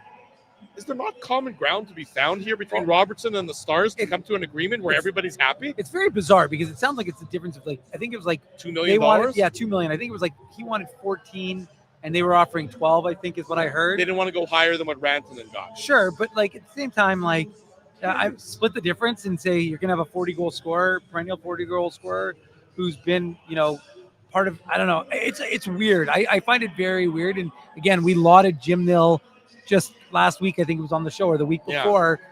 So it's strange that it's come to this. But Robertson's a weird cat because why was he left off the American team when he's such a prolific scorer? So don't get me started. What about Cole Caulfield? No, I know, Ezzy. I'm just saying it's just I find it peculiar. I'm with you, Drew. I think that the idea that sure it's weird that he's rejecting Seattle. It's weird that it is to a degree. Money's great, but if you've never won anything, which he never has, right, it's hard to stick around, right? It's hard to say, well, I want to go to a team where I don't think they're going to have a chance to win the Stanley Cup. But again, leaving Dallas, where we expect they would have a chance to win the Stanley Cup every year. That's why I'm saying it's bizarre. It's a very weird situation. You look at the teams the Jets are competing against in the Central Division. Obviously where we're focused on is from the Jets' perspective. I have to believe. St. Louis, gets Mason McTavish, so I guess that's an upgrade for them. Whether or not you believe in McTavish or not, but you can like that from the St. Louis perspective. Pat Verbeek doesn't. But at the same time, you lose Jordan Kyrou. Hard to see that you're making great steps in the right direction. What you're basically saying is is that a lateral move? Right. Jordan Kyrou out. I like Mason Jordan McTavish in. I like Jordan Kyrou better as a player than Mason McTavish. I think his offensive upside is higher for sure. Right. I like Mason McTavish too, but knocks on the skating though. Is that why Jason Robertson doesn't want to go to St. Louis? That to me, all of this nonsense. Look, I remember for your wedding back in 2012, we went to St. Louis. St. Louis is a great city. people are, maligning St. Louis and saying, who wants to go to St. Louis and all this stuff. Like, St. Louis has a rich hockey history. What was it, 5 or 6 years ago that they won the Stanley Cup? Like, this notion that, like Dave said, that players only want to go to 5 or 6 teams, I think is a little bit ridiculous, right? Like, if you're Jason Robertson and St. Louis is offering you whatever, he's getting offered, 13 million, 15 million. That was Viggo Bjork. Viggo Bjork they're playing a message that Viggo Bjork recorded for the fans here at the draft party. There you go. So I didn't hear what he said. We got our headphones on. We're talking about this. I think he said something about I'm excited to be at the development camp. Looking forward to speaking with the legal curve. That's kind of what I heard. It's like, I'm excited to come to Winnipeg, but I'm really excited to get to know Dave M. Is what he said. Oh.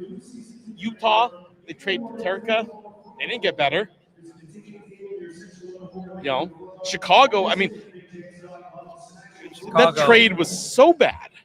We're 2 hours and 45 minutes into this broadcast. This is the first time we've had an opportunity to speak about it. But trading the 4th overall pick for Bowen Byram, and you give up a useful player in, I think it's Crevier. Yeah. Yes.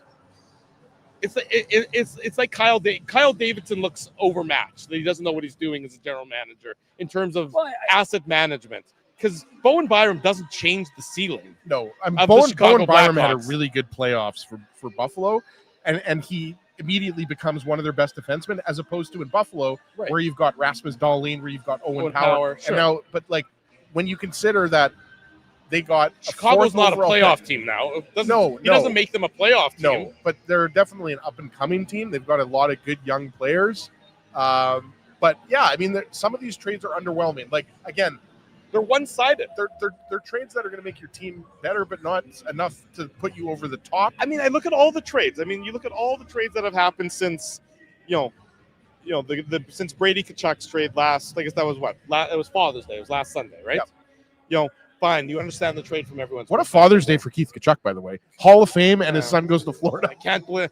Boy, am I overwhelmingly happy for Keith Tkachuk and the rest of the Tkachuk family. Boy, oh boy. Anyways, as you can tell, I was dripping with sarcasm there. Again, Calgary's trade of New Jersey for Nemec. I see a one-sided victory there for New Jersey. San Jose and Ottawa, that trade I can see both sides. I think that's a trade that makes sense. The Eklund trade going to Ottawa in exchange for the first round pick. A lot of these trades just don't jump out at me. Fair enough. Kyrou going to Washington. Yeah, Connor McMichael's an intriguing player, and I sort of think he maybe fits with the Holloway and Broberg sort of timelines in St. Louis. Chicago seems to jump the queue. I think that they're looking at it as the Berard window, right, Ezzy? Which is, again, it's a big window. And I just think that they may have just jumped the gun. I think he just wanted to make something. It was a high price to pay to get Bowen Byram. And like I said, for Bowen Byram, it's a good trade because now he goes to a team where he's going to get his ice time. This is a league where top 5 picks don't get traded. Right. Well, again, Drew, I would say that a lot of the things that we have used, said this is where it's a league where this doesn't happen, have been thrown out the window. Fair, that's like fine. Like I said, I'm not. It's more interesting, that's for sure. Yeah, Buffalo took Daxon Rudolph, right? Buffalo took Daxon Rudolph. Right. Yes, that is correct. Good pick. But yeah, I agree with you. Like look, if you're talking specifically at the Bowen Byram deal, I think Jarmo Kekalainen won that trade. Hands down. I don't think anybody's going to dispute that. Yeah. I understand why Chicago did it, but the price that they paid to acquire him was so high. Because when you talk, Daxon Rudolph led the Prince Albert Raiders in points. He had 28 points in the playoffs for Prince Albert. I think he was third in playoff scoring. And Daxon Rudolph is a future top pair defenseman. And his great aunt was very hopeful that he would be drafted by the Winnipeg Jets. I missed that. She commented on our Facebook. She's like, "I'm his great aunt. I really hope he gets drafted by Winnipeg." I missed that entirely. That's funny. So I'm with you, Drew. And some of these trades, you don't know the upside of Daxon Rudolph. You don't know. Is Bowen Byram, in your mind, is he a sure thing top pairing defenseman? On Chicago, he is. That's what I'm trying to say. But on a bad team, I don't. On Buffalo, he's not. Right. On Buffalo, he's the third or fourth best defenseman. So you're paying a huge price and paying a huge amount of money for a for hoping that a guy can develop into that, where you could have just drafted a guy for the same thing. Yeah, no, I'm agreeing with you. I'm agreeing with you. That trade, Jarmo Kekalainen, you could make an argument that he fleeced. Yes, the Chicago Kyle Blackhawks, Davidson, that he right? fleeced him. Like yes. Anytime you see a trade and you go, I don't know, that GM might be fired because of that trade. Yeah. It's usually not a great one. I'll say this much though: Jordan Greenway's more of like a third, fourth line guy. He's like a big, tough player to play against. Overpaid. But again, you get another trade here to announce, Drew. I don't know if we want to. I think it's just San Jose is trading into Philadelphia spot, so it's just a move of picks. Okay. So it's nothing particularly exciting. What do we have? Pick 20 now? So Philadelphia acquires pick 27, 62, and 120 for the 21st overall pick. So San Jose moving up 6 spots. Yeah. Buffalo's still on the clock. No, they just took Morozov. Yeah. Oh, sorry, I didn't see that. Buffalo took Morozov. So this is Philly now. This is San Jose on the clock. So Philly picks up an extra couple draft picks for moving down 6 spots, which is good asset management at this point in time. Oh, for sure. If somebody's calling you at this point and there's not a guy you're in love with, you do that every day. Have the Ruck Twins gone? Neither have gone. No. I thought it was high. They're granted, they were supposed to go around now. No, I know. I was just surprised that we haven't heard either of them yet. No, neither of them have been drafted yet. I mean, I know everyone's trying to see if there's a way to, get both of them. Well, that's why I thought St. Louis was the only team that could really do that. Yeah, but then they traded the pick. And that was too high though for those guys. That would be. I mean, I don't know. Yeah, I mean, look. What do we know? They tore up the dub in terms of the points. Oh yeah, they were. I think 1-2. Yeah, I think they were. I mean, there's no question about the talent. You wonder why. Their numbers jumped. Their numbers were eye popping. Is certainly where it was at that point in time. I was sitting here with about 40 minutes to go in this broadcast, and the first round drags. They could really speed this up a little bit, I would say. I know. I mean, if you want, we can. I mean, look, there's another comment from Cheveldayoff today about which we could have played after Braden Yager was here. Sure. I didn't want to put Braden Yager on the spot and be like, Braden, did you hear the comment earlier? This is what. Okay, so we'll go back to that. That's fine. It's Kevin Cheveldayoff speaking earlier today about the holes in the roster and how to fill the holes in the roster. Yeah, like certainly we've always, you're looking for, in this organization right now, you're looking for someone to step up and take the horns, bull by the horns at the second line center. I think that's, certainly something we, felt we had addressed when we had PLD, and then, obviously we had to, make some moves there. So, but, we're excited, about a Braden Yager and again, you talk about things, in organizations, things have to happen organically as well too. And when we traded for Yags, that gave us an opportunity to have a prospect, coming, as a centerman. He had, 1 year under his belt on pro, but I had a conversation with Josh Morrissey, this summer or, after the season, and we talked about how important it was for him after his first year pro to come play the one game, up with the Jets at the end of the year. And it gave him that confidence. It gave him that drive. It gave him that desire to know that, I can come to camp next year and make some noise. And opportunity presented itself for him when Jacob Trouba held out. And, the rest is history, so to speak. So I asked him, I said, relay that story to a guy like Braden Yager and talk about, the summer that you put in to make sure that, when your opportunity was there, you took it. General Manager Kevin Cheveldayoff earlier today talking about Braden Yager, pardon me. We should have put Braden on the spot and just played it for him. Braden, your response to what the general manager had to say. Braden, are you looking forward to playing with Isak Rosen and Brad Lambert on a line next year? Well, you should mention, of course, that Isak Rosen did sign that 2-year deal earlier this week. Yeah. He was an RFA, pending RFA, no arbitration rights or anything. So it was one of those contracts that, the team held the hammer, as the old expression goes. So nice to see that it got done for both sides at a very reasonable amount. Look, the Jets acquired him out of Buffalo at the trade deadline in exchange for Stanley and exchange for Luke Schenn. That's a good trade from the Jets' perspective. There's no question about it. 2 guys who were not part of your future. I mean, maybe, sure, Stanley theoretically could come back, but he was pending UFA. Yeah. To get a guy who's got some, goal-scoring ability and is an intriguing prospect now. what do the Jets need? The Jets need more intriguing prospects. They have one. I expect the team to hope that Roseanne is with the Jets for the year next year. I expect they have him marked down as an NHL player for next year. Yeah, no, absolutely. And as you know, Drew, he's shown that he can produce at the AHL level with Rochester, right? Yeah. And I agree with you. He is intriguing. It's kind of hard right now to know where he pencils in, because right now, guys, it's hard to know where a lot of guys pencil in. That's the problem. Although, Ezzy, they have a lot of forwards. No, I do have a lot of forwards. Well, that's what I'm saying, because I think if you're not including Cole Perfetti, the Jets have 12 forwards under contract, if I'm not mistaken, right? I think so, yeah. So then if you throw in Cole Perfetti, that's it's 13. Yeah, right? you're right. And so, but, there's the question about guys like Vlad Mesnikov and Nino Niederreiter, right? Like, are those guys potential? Could Chevy move those guys? Is there a buy? Like, again, I'm not saying that Nino Niederreiter and Vlad Nemesnikov aren't good hockey players, but to Drew's point earlier, this is a big off season for Chevy, right? Because we know that the Jets have to get younger, they have to get faster, they have to get more skilled, and Isaac Roseanne is a guy that I think fits that mold.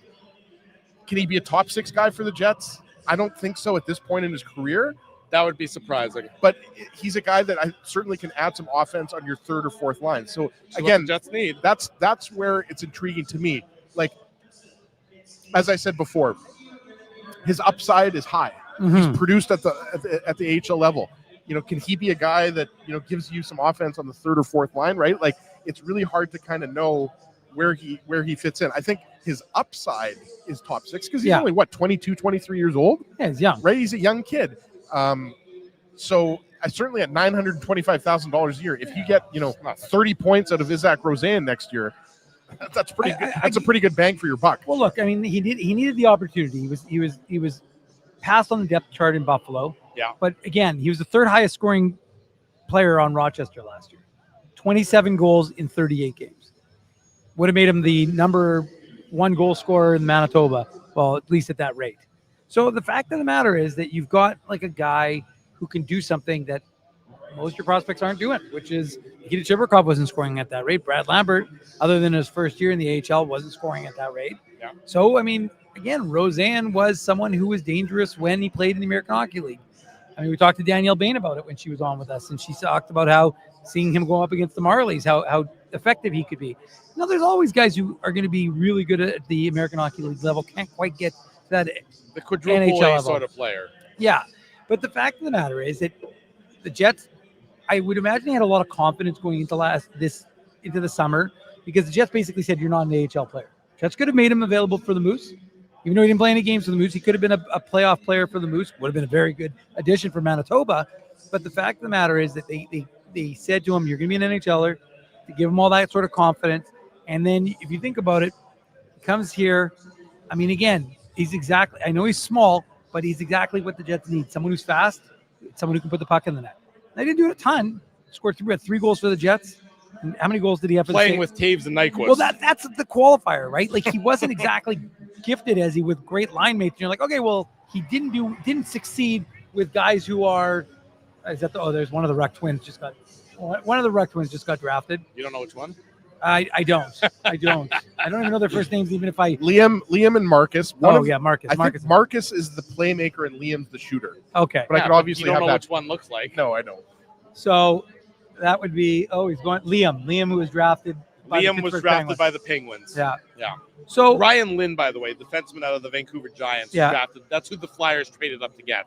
Pardon me, that's who the Sharks traded up to get from the Flyers. Yeah, honestly, Ryan Lynn I thought he was projected to go high, low teens. There's a lot of people who think that he fell and that San Jose made a nice move jumping up to get him. Yeah, I mean, it's small. He's not big. He's going to Denver, is he? No, where's he going next year? I think it is Denver. It's Denver, right? Yeah. So, I mean. No, he's going to win a national championship again.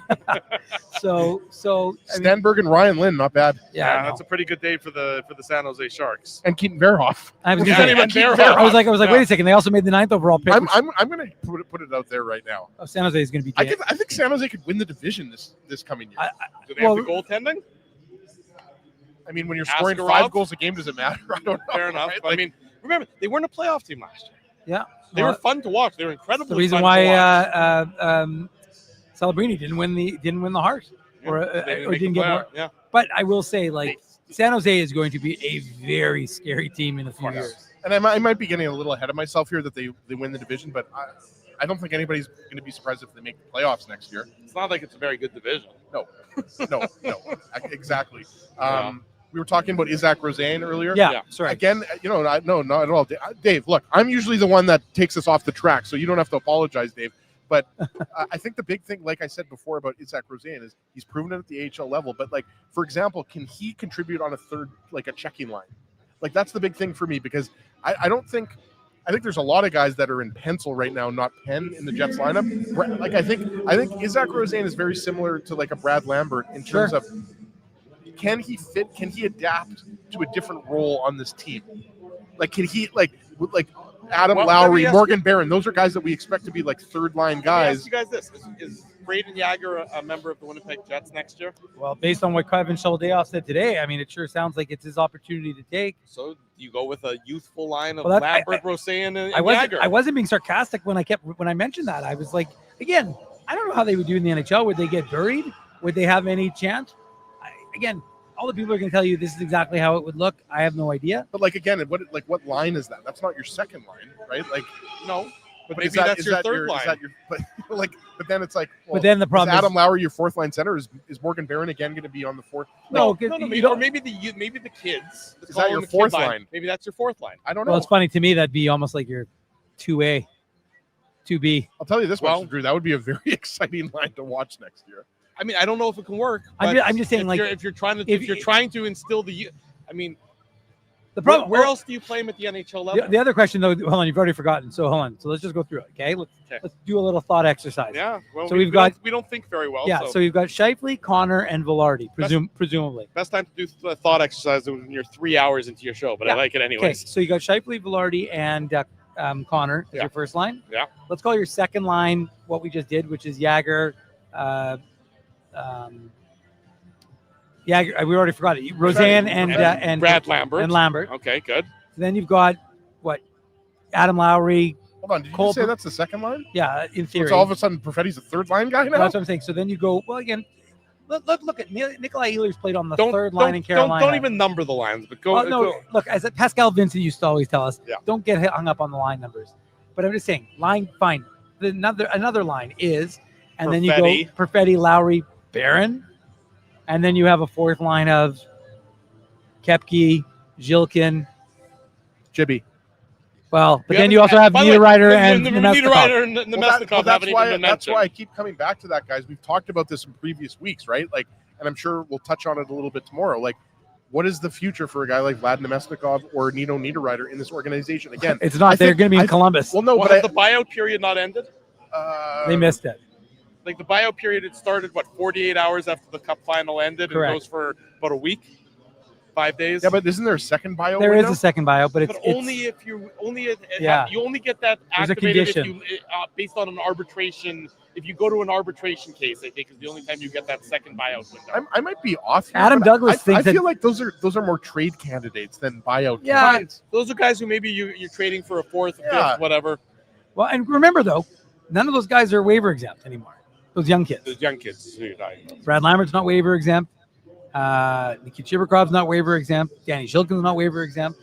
So, again, I'm not saying that you wouldn't put on guys on waiver and take a risk, but there's a chance. So, look, I just think it's very interesting, right? We don't know exactly what they're going to do in terms of how they're going to run these lines, but you need lines that, I mean, look, whether you throw in like a veteran on that young line, whatever, but. It's the guys who came on with the prospects are talking to the audience here. Okay, what's happening behind but anyways, all I'm saying is that you really have to look at this as you need scoring. You need scoring. Yeah. The Jets didn't score enough last year. They did not. So, I mean, how are you going to get it? You have an abundance of forwards. You just have an absolute abundance of forwards, and it's you have a glut. So how do you resolve the glut? Would be what I would have to say right now is how do you resolve the glut of forwards and make space for everybody that you want on your roster? Right, and I think when you say abundance, it's more so that you know how many. You don't know where these players fit in on the third or fourth lines, right? Because we know most likely who's going to be in the top six for the Jets. barring a trade. I mean, the second line center is the big one, but it's where these guys. What's wrong? Dave's hearing voices. I can hear voices in my head. I can't tell where it's coming from, but I can hear something. Are you Randy Orton? He's going to RKO you out of nowhere. Give me your phone for a second. What? There's nothing on. I want to hear it. There's nothing on. I can hear something. Timmy can hear something. Just turn the volume off. Okay, good. Keep it in check, both of you. I don't have anything open, Timmy. Keep it in check, both. All right, let's keep going. No, I don't have anything on. In any event, moving on. I mean, that continues to be a topic of conversation that we've had all off season. Is that there's this abundance of young players. Is it okay if we talk about Brayden, because we obviously just had him on? Like, I think he's very, very interesting question that you bring up, right? Like, is he a full-time member of the Winnipeg Jets next year? Like, obviously he would second line center. He would tell us that yes, he will be, because he's good. But that's what he wants. He says. What about Kevin Cheveldayoff is the one who's mentioning him unprompted. Well, again, but Kevin Cheveldayoff did the same thing last year and then sent all those guys down to the AHL once the guys got healthy. Right. I think training camp is obviously it's going to be huge this year for Braden Yager. Right. We just talked to him. Like, what is he going to do? He's going to work on his strength. He's going to work on some things in the off season. Right. Okay, a goalie has been traded. Sebastian Cossa. From Detroit to Utah for the 23rd overall pick. That's it? That's it. Cossa for the 23rd overall pick. That appears to be the trade in its entirety. Well, Dave will tell you that Cossa had a fantastic year with Grand Rapids. Yeah, but that's a little surprising. The only to me. negative is he got passed over in the playoffs and didn't play in the playoffs for them. So, I mean, and they lost. They did lose. Yeah, they lost to Chicago. Right, such a dominant team all regular season. That happens, though. Is like the Avalanche. Is that to you guys not a bit of an underwhelming return for Yzerman? I don't think Yzerman's a good general manager. Okay, let's talk about that. Okay, I mean, what has Steve Yzerman done? I would argue the Tampa Bay Lightning have been better with Julien Brisebois as general manager than since he left and went back to Detroit. It's tough to argue with that. I would argue that he hasn't done anything in Detroit that has wowed you or me or anything along those lines. I mean, Detroit, the fact that Detroit has missed the fact that they went from he's never made the playoffs as the general manager of the Detroit Red Wings. Yeah, Cossa won 26 games this year for Grand Rapids. But that's the top goalie. Am I forgetting that they have another top goalie prospect? Well, what's his name? He's not a prospect. Well, I mean, it was. They got Gibson there, but that's also about it. Don't they have a Russian goalie? It's not Russian. He's Czech. I can't pronounce his name. I'll figure it out in a second. Because he split the time in Grand Rapids, right? Yeah, it was Michael Postava. That's it. Yeah, I don't know. Maybe it's just me here, but I feel like for a top goaltending prospect, Dave, you're just getting a 23rd overall pick. I don't know. I mean, Cossa was a 15th overall pick in 21.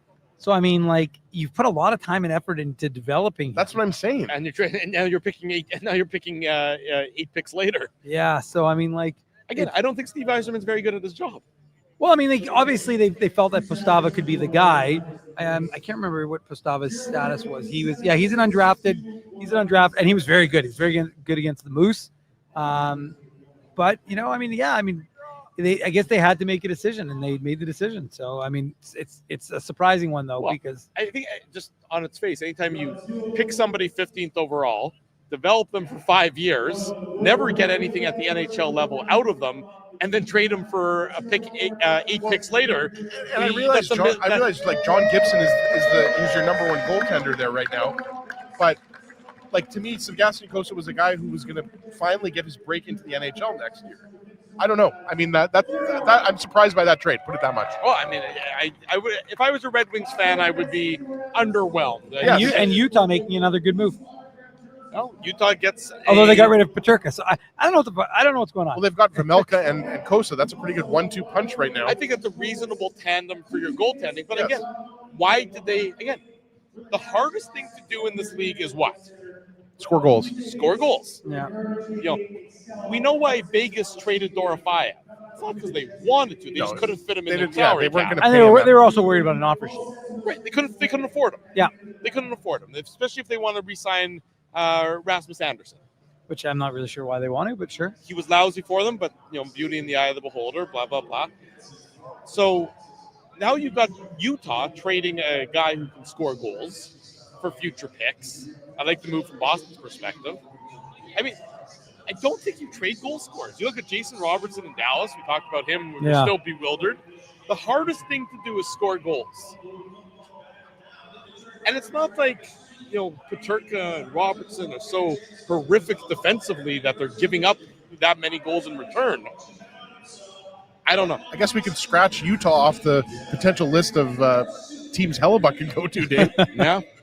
I mean, that's right. I didn't really have him on there anyways, but I didn't think he was ever going there really, but they're talking. I mean, Utah's talked about as a team that wants to make a big splash this offseason. They have all those first and second round picks from the time when they were the Coyotes. And they've been talking about, that they want to be in there on acquiring one of those players who may be, looking for a fresh start. I mean, Kevin Weeks reporting that Kirill Marchenko is unlikely to re-sign in Columbus. He's still got under contract for another year, and then he's RFA, and then he's a year away from UFA. But it sounds like he doesn't want to spend much more time in Columbus. Columbus is an interesting story because of Zach Werenski, which we haven't even talked about in over 3 hours of being on the show, right? Because Zach Werenski, again, isn't going to be a subject of conversation in this draft because they've agreed to table it until after the draft. But I mean, right, Ezzy, it's another one of those guys who is. Sorry, I was just going to say, it goes back to what we were saying before. Like, I can't remember, we've been doing the show for almost 2 decades.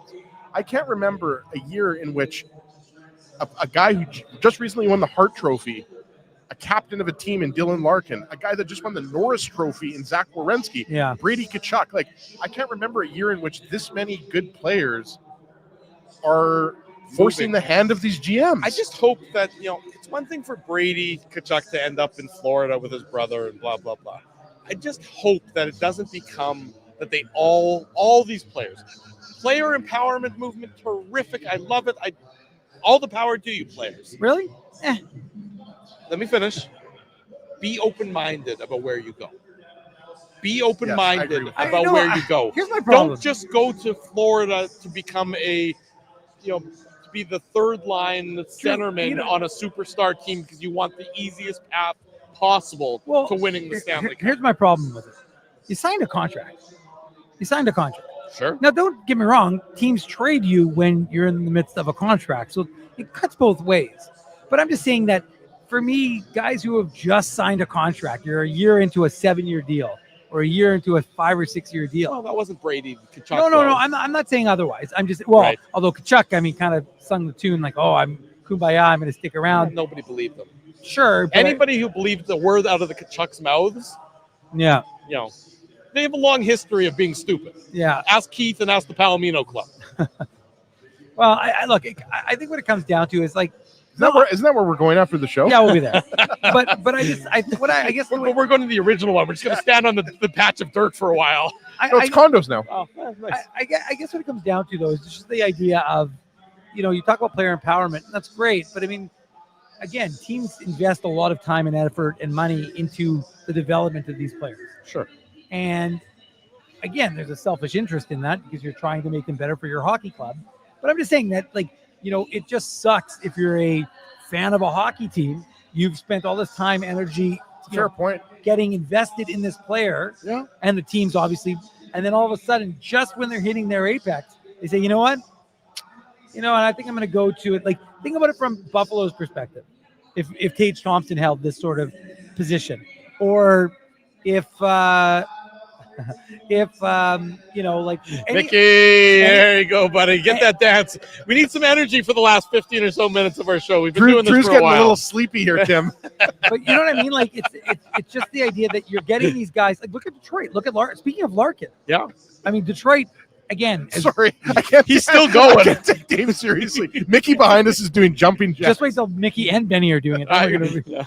But anyways, the point, the best would be like, what was the SNL one where they went like this? Hands and Franz? No, when they go to the bar, Will Ferrell and the other guy, what were they the little guy. I know. What's the little Timmy, guy? Night at the Roxbury? Yes, Night at the Roxbury. So I just had this vision of like Ezzy in between Benny and like Mickey Moose, just kind of like they're like but the person that was in between them was always like flailing around. That'd be Ezzy. Anyways, I'm just saying that you got these guys who you've invested time, energy, and like I said, look at Larkin. So Detroit's just ready after. Again, Detroit was the perennial 25 straight years of making the playoffs. Then they go through their dark days, and you're finally about to see. I mean, this year was not great, but you finally feel like you're about to get out of it.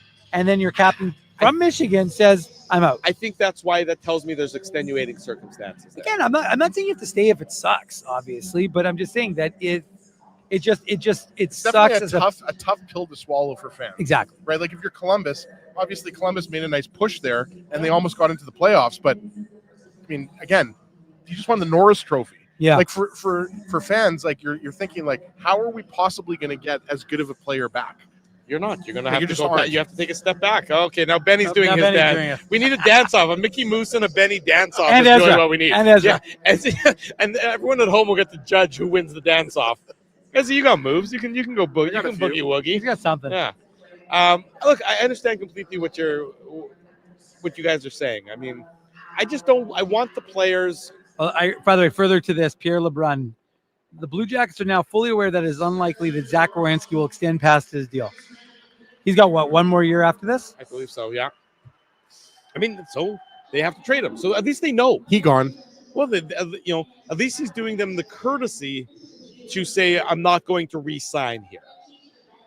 And by the way, our good friend Patrick Williams, further to the idea of Sebastian Cossa, no surprise with this Cossa trade, obviously based on what happened in the playoffs. Yeah. Years of development work went into him. At least the trade got a pick back, but now you're just back to where you started from. At some point, you have to turn picks into players for your team, not just turn a pick into another pick. Yeah. By the way, Werenski's got 2 years left. He's got next year and then another year. Sure. Okay. So similar to Brady Tkachuk. Sure. So if you're Columbus, you have two options. You trade him soon for what would be a pretty significant return, and then you take a step back, or you have 2 years to change his mind. You have a year and a half to change his mind. The unfortunate thing is, it sounds like Werenski has made up his mind that he wants out. Right? Minds can be changed. Back to what Pierre LeBrun said when Scheifele and Hellebuyck were about to become free agents, and he said that ship has sailed. I don't doubt that Scheifele and Hellebuyck thought that they were leaving the Winnipeg Jets organization before they signed those contract extensions. So kudos to the organization for convincing them to change their mind. Because I'm sure that they thought that they were a foot and a half out the door, that they had their bags packed and all they were waiting for was the Uber to come and pick them up and take them to the airport. And the Jets organization was successful in changing their minds. They sold them on something. Kevin Cheveldayoff deserves credit for his ability to sell players on a vision.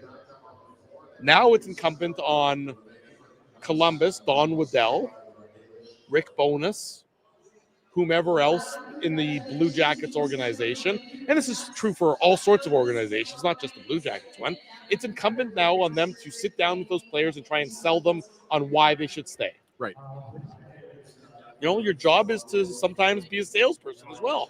Well, and I think it's a good point you make, Drew, because I think that's what is, I don't know if you'd call it the X factor, but that's the big unknown when it comes to Connor Hellebuyck, similar to Zach Werenski in Columbus. Is Chevy able to make a few moves, whether that's via trade, via free agency, to convince Connor Hellebuyck that this is back on track? That's the question. That's the all big Connor thing. Hellebuyck wants. Right. He was clear about that. All he wants is to know that there's a clear and defined path to organizational success. Exactly. And if you can prove it to him and you can show him and say, here, Connor, this is it, he won't necessarily want to go out. If he doesn't believe in your path, then he'll want to depart. Right, and to bring it back but you've already succeeded in doing this once, now you have to do it again. Right, and to bring it back to tonight's draft, the first round, still going on. Viggo Bjork Viggo Bjork is selected, obviously 8th overall, and you can kind of see that path, Dave, for him to be your future second line center. Obviously, Braden Yager also is in the conversation in terms of potentially being a future second line center for the Jets, but there needs to be more, right? Like it can't just be you've taken Viggo Bjork. I think Viggo Bjork is a nice step, but none of us can say with confidence that he's going to be the second line center for the Jets next year. Could he be? Sure, but again, he's only 18 years old. Has he? He's played pro. That's not going to be enough. That's not going to be enough, right? Mind. So again, the next days, the next few weeks, well, I don't know, are gonna possibly determine whether Connor Hellebuyck's going to change his mind. Sascha Boumedienne might want to talk to Connor Hellebuyck. Maybe he can change his mind. He seems pretty. Teach him a little Swedish. Yeah, exactly. I mean, that's just that's where the Winnipeg Jets are at vis-a-vis Connor Hellebuyck. I mean, let me ask you guys this. I mean, and we'll probably talk about it tomorrow morning when we get back together in 11 and a half hours. Yeah. And do the Illegal Curve Hockey Show at 9 a.m. Extended version. An extended version. I'm not sure if I'll be there for the That's extended okay. version. Ezzy and I like to go a little long. You guys can go a little long. I have family obligations I have to deal with tomorrow. Do you think Connor Hellebuyck starts with the Winnipeg Jets next season? No. You still think that the trade is more likely than not? I do. Even after the first round of the draft? I think a couple of weeks ago, Drew, you weren't on that show, but a couple of weeks ago, I think that was the show we had Shane Malloy on, if I'm not mistaken. It was, yeah. And Christian Amell of CJOB 680. Shout out to our friends at CJOB. As soon as you started hearing Darren Dreger, Elliot Friedman, Chris Johnston, the insiders, as soon as you started to hear them saying that Chevy was entertaining offers, and then Chevy confirmed that he's entertaining offers, like, where there's smoke, there's fire. And I do think that, yeah. I think the house has been burnt down. I think Hellebuyck is going to be moved. Dave? I would not have been of that position or of that mind previously. Now, the problem is, though, gentlemen, is that what's the return at this point? I mean, when the draft, what are you going to trade him for a second round pick now? Or are you going to get him? No, it's not going to be something. I mean, the only thing that, if you're trading him, you're trading him for a player that was just drafted or somebody who's about to step in. I mean, sure. No, and that goes back to what we were saying with Buffalo. Consta Hellenius. Yeah. Noah Ostland. Like that's the type of, you have to be trading him for a guy that you believe can step in and immediately help your team. I know, but to me, I mean, look, unless it was just something that they really wanted to make the 8th overall pick and wanted the 4th as well. But I think I look at it and I think to myself, like, you missed an opportunity to have Carroll's as your, a top defenseman in your organization. Yeah, but that wasn't next year though. No, not next year. No, you're right. But I mean, again, remember, you have to trade Hellebuyck and get players that can help your team next year. No, not if you're trading Hellebuyck. Sorry? Not if you're trading Hellebuyck. No, but again, that's your rationale. Again, the Jets aren't thinking that way. The Jets right now think of themselves as still a team that can challenge, whether you like it or not. Yeah, that's your fair. prerogative. But again, if you're keeping Scheifele, if you're keeping Cal Connor, you're keeping Gabriel Velarde, which they are for sure. But then unless you can get a goaltender who you have faith in, it's funny though, as when I was thinking about Hellebuyck going to Florida, I was like, and Eric Comrie's a free agent. I'm like, are they going to just show up as a tandem in Florida and Eric Comrie's going to sign with Connor Hellebuyck? I mean, is that what's going to happen? But look, it's been a fun show. It's been a lot of it'll be interesting to see. Look, going back to Drew's question here, I hope that Connor Hellebuyck remains a Jet. There's a difference between me hoping there's a difference between my delusional world and reality. Yeah. In terms of, look, we are where we're at here. I mean, like, Kevin Cheveldayoff literally said today, he confirmed what was everybody knew was already the case. He confirmed that he is listening to offers on Connor Hellebuyck. Right. I don't know how do you go back and then now all of a sudden you just run it back with Connor Hellebuyck after you've listened to offer, you've admitted that you've wanted to move him. Just one thing I will add, because he did say it today, was he did mention when he was talking about listening, he said, we'll listen about everything. So he did try and expand it to more than just Connor Hellebuyck. And again, it wasn't. But he's not listening on Kyle Connor. He's not listening on Mark Scheifele. Well, you're always listening. You just hang up the phone. No, but you know what I mean? Like, so again, I could be wrong. Connor Hellebuyck could be the goaltender come October. But, and to Drew's point, I have no idea when he gets traded, who he gets traded for. Right. I mean, because like we've said, how much noise has there been out there? 1 minute he's going to Buffalo, 1 minute he's going to Florida, 1 minute he's going to Carolina, right? Like, we'll see what happens, but a lot has changed in the last week.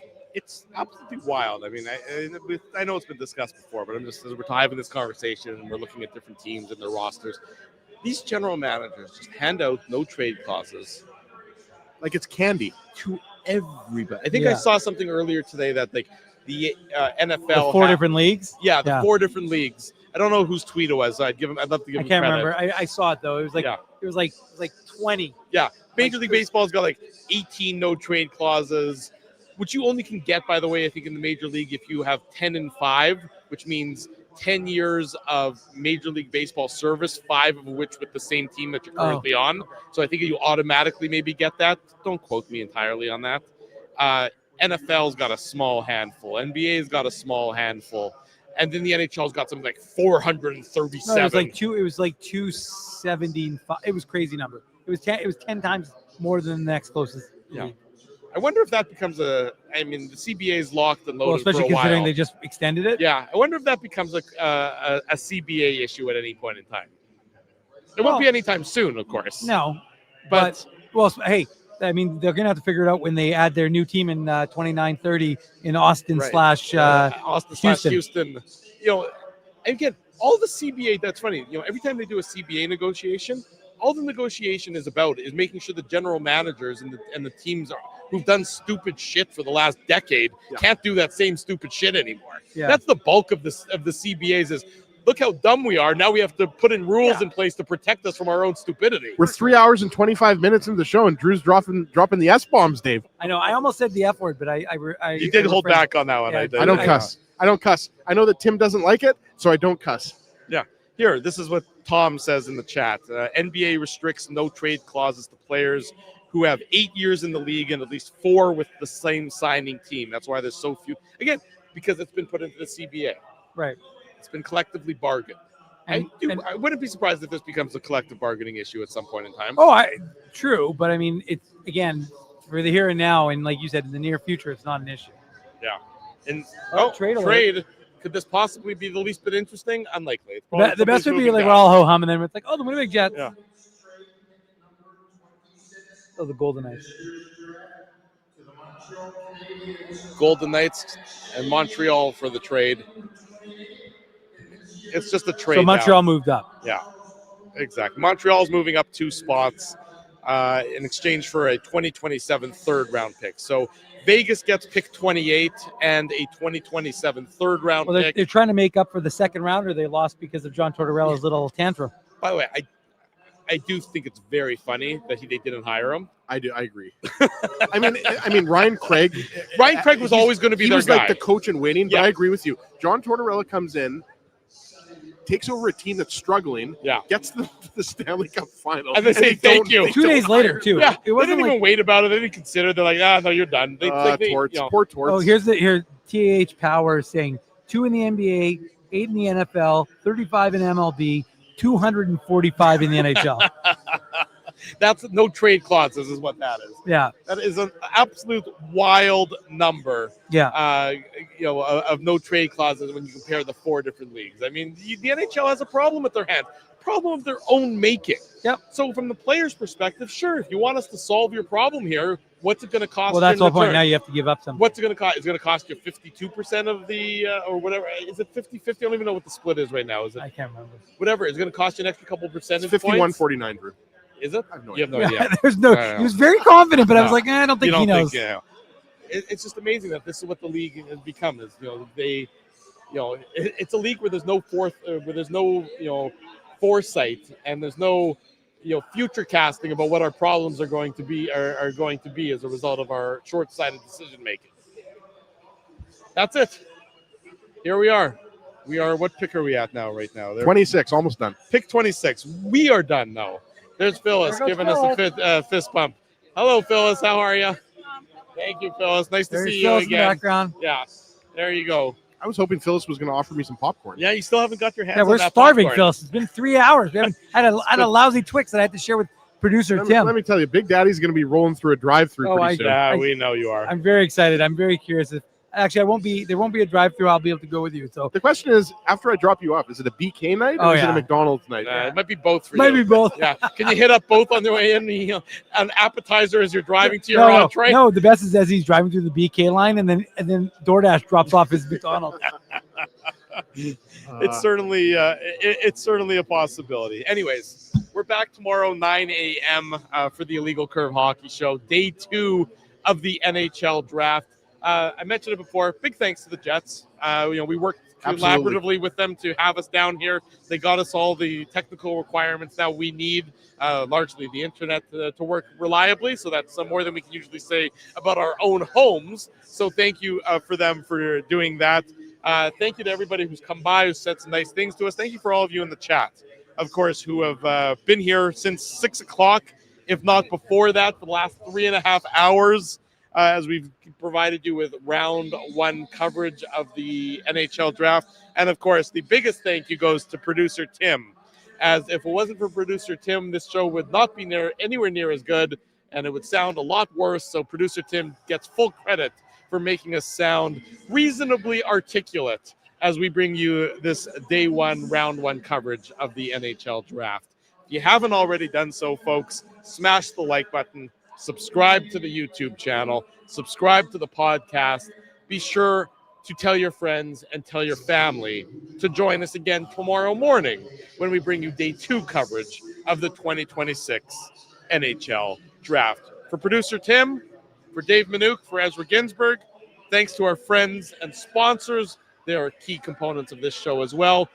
We will see everybody tomorrow morning at 9 a.m. Until then, we wish you good night and good luck. Thanks for watching this special edition of the Illegal Curve Hockey Show. Woo!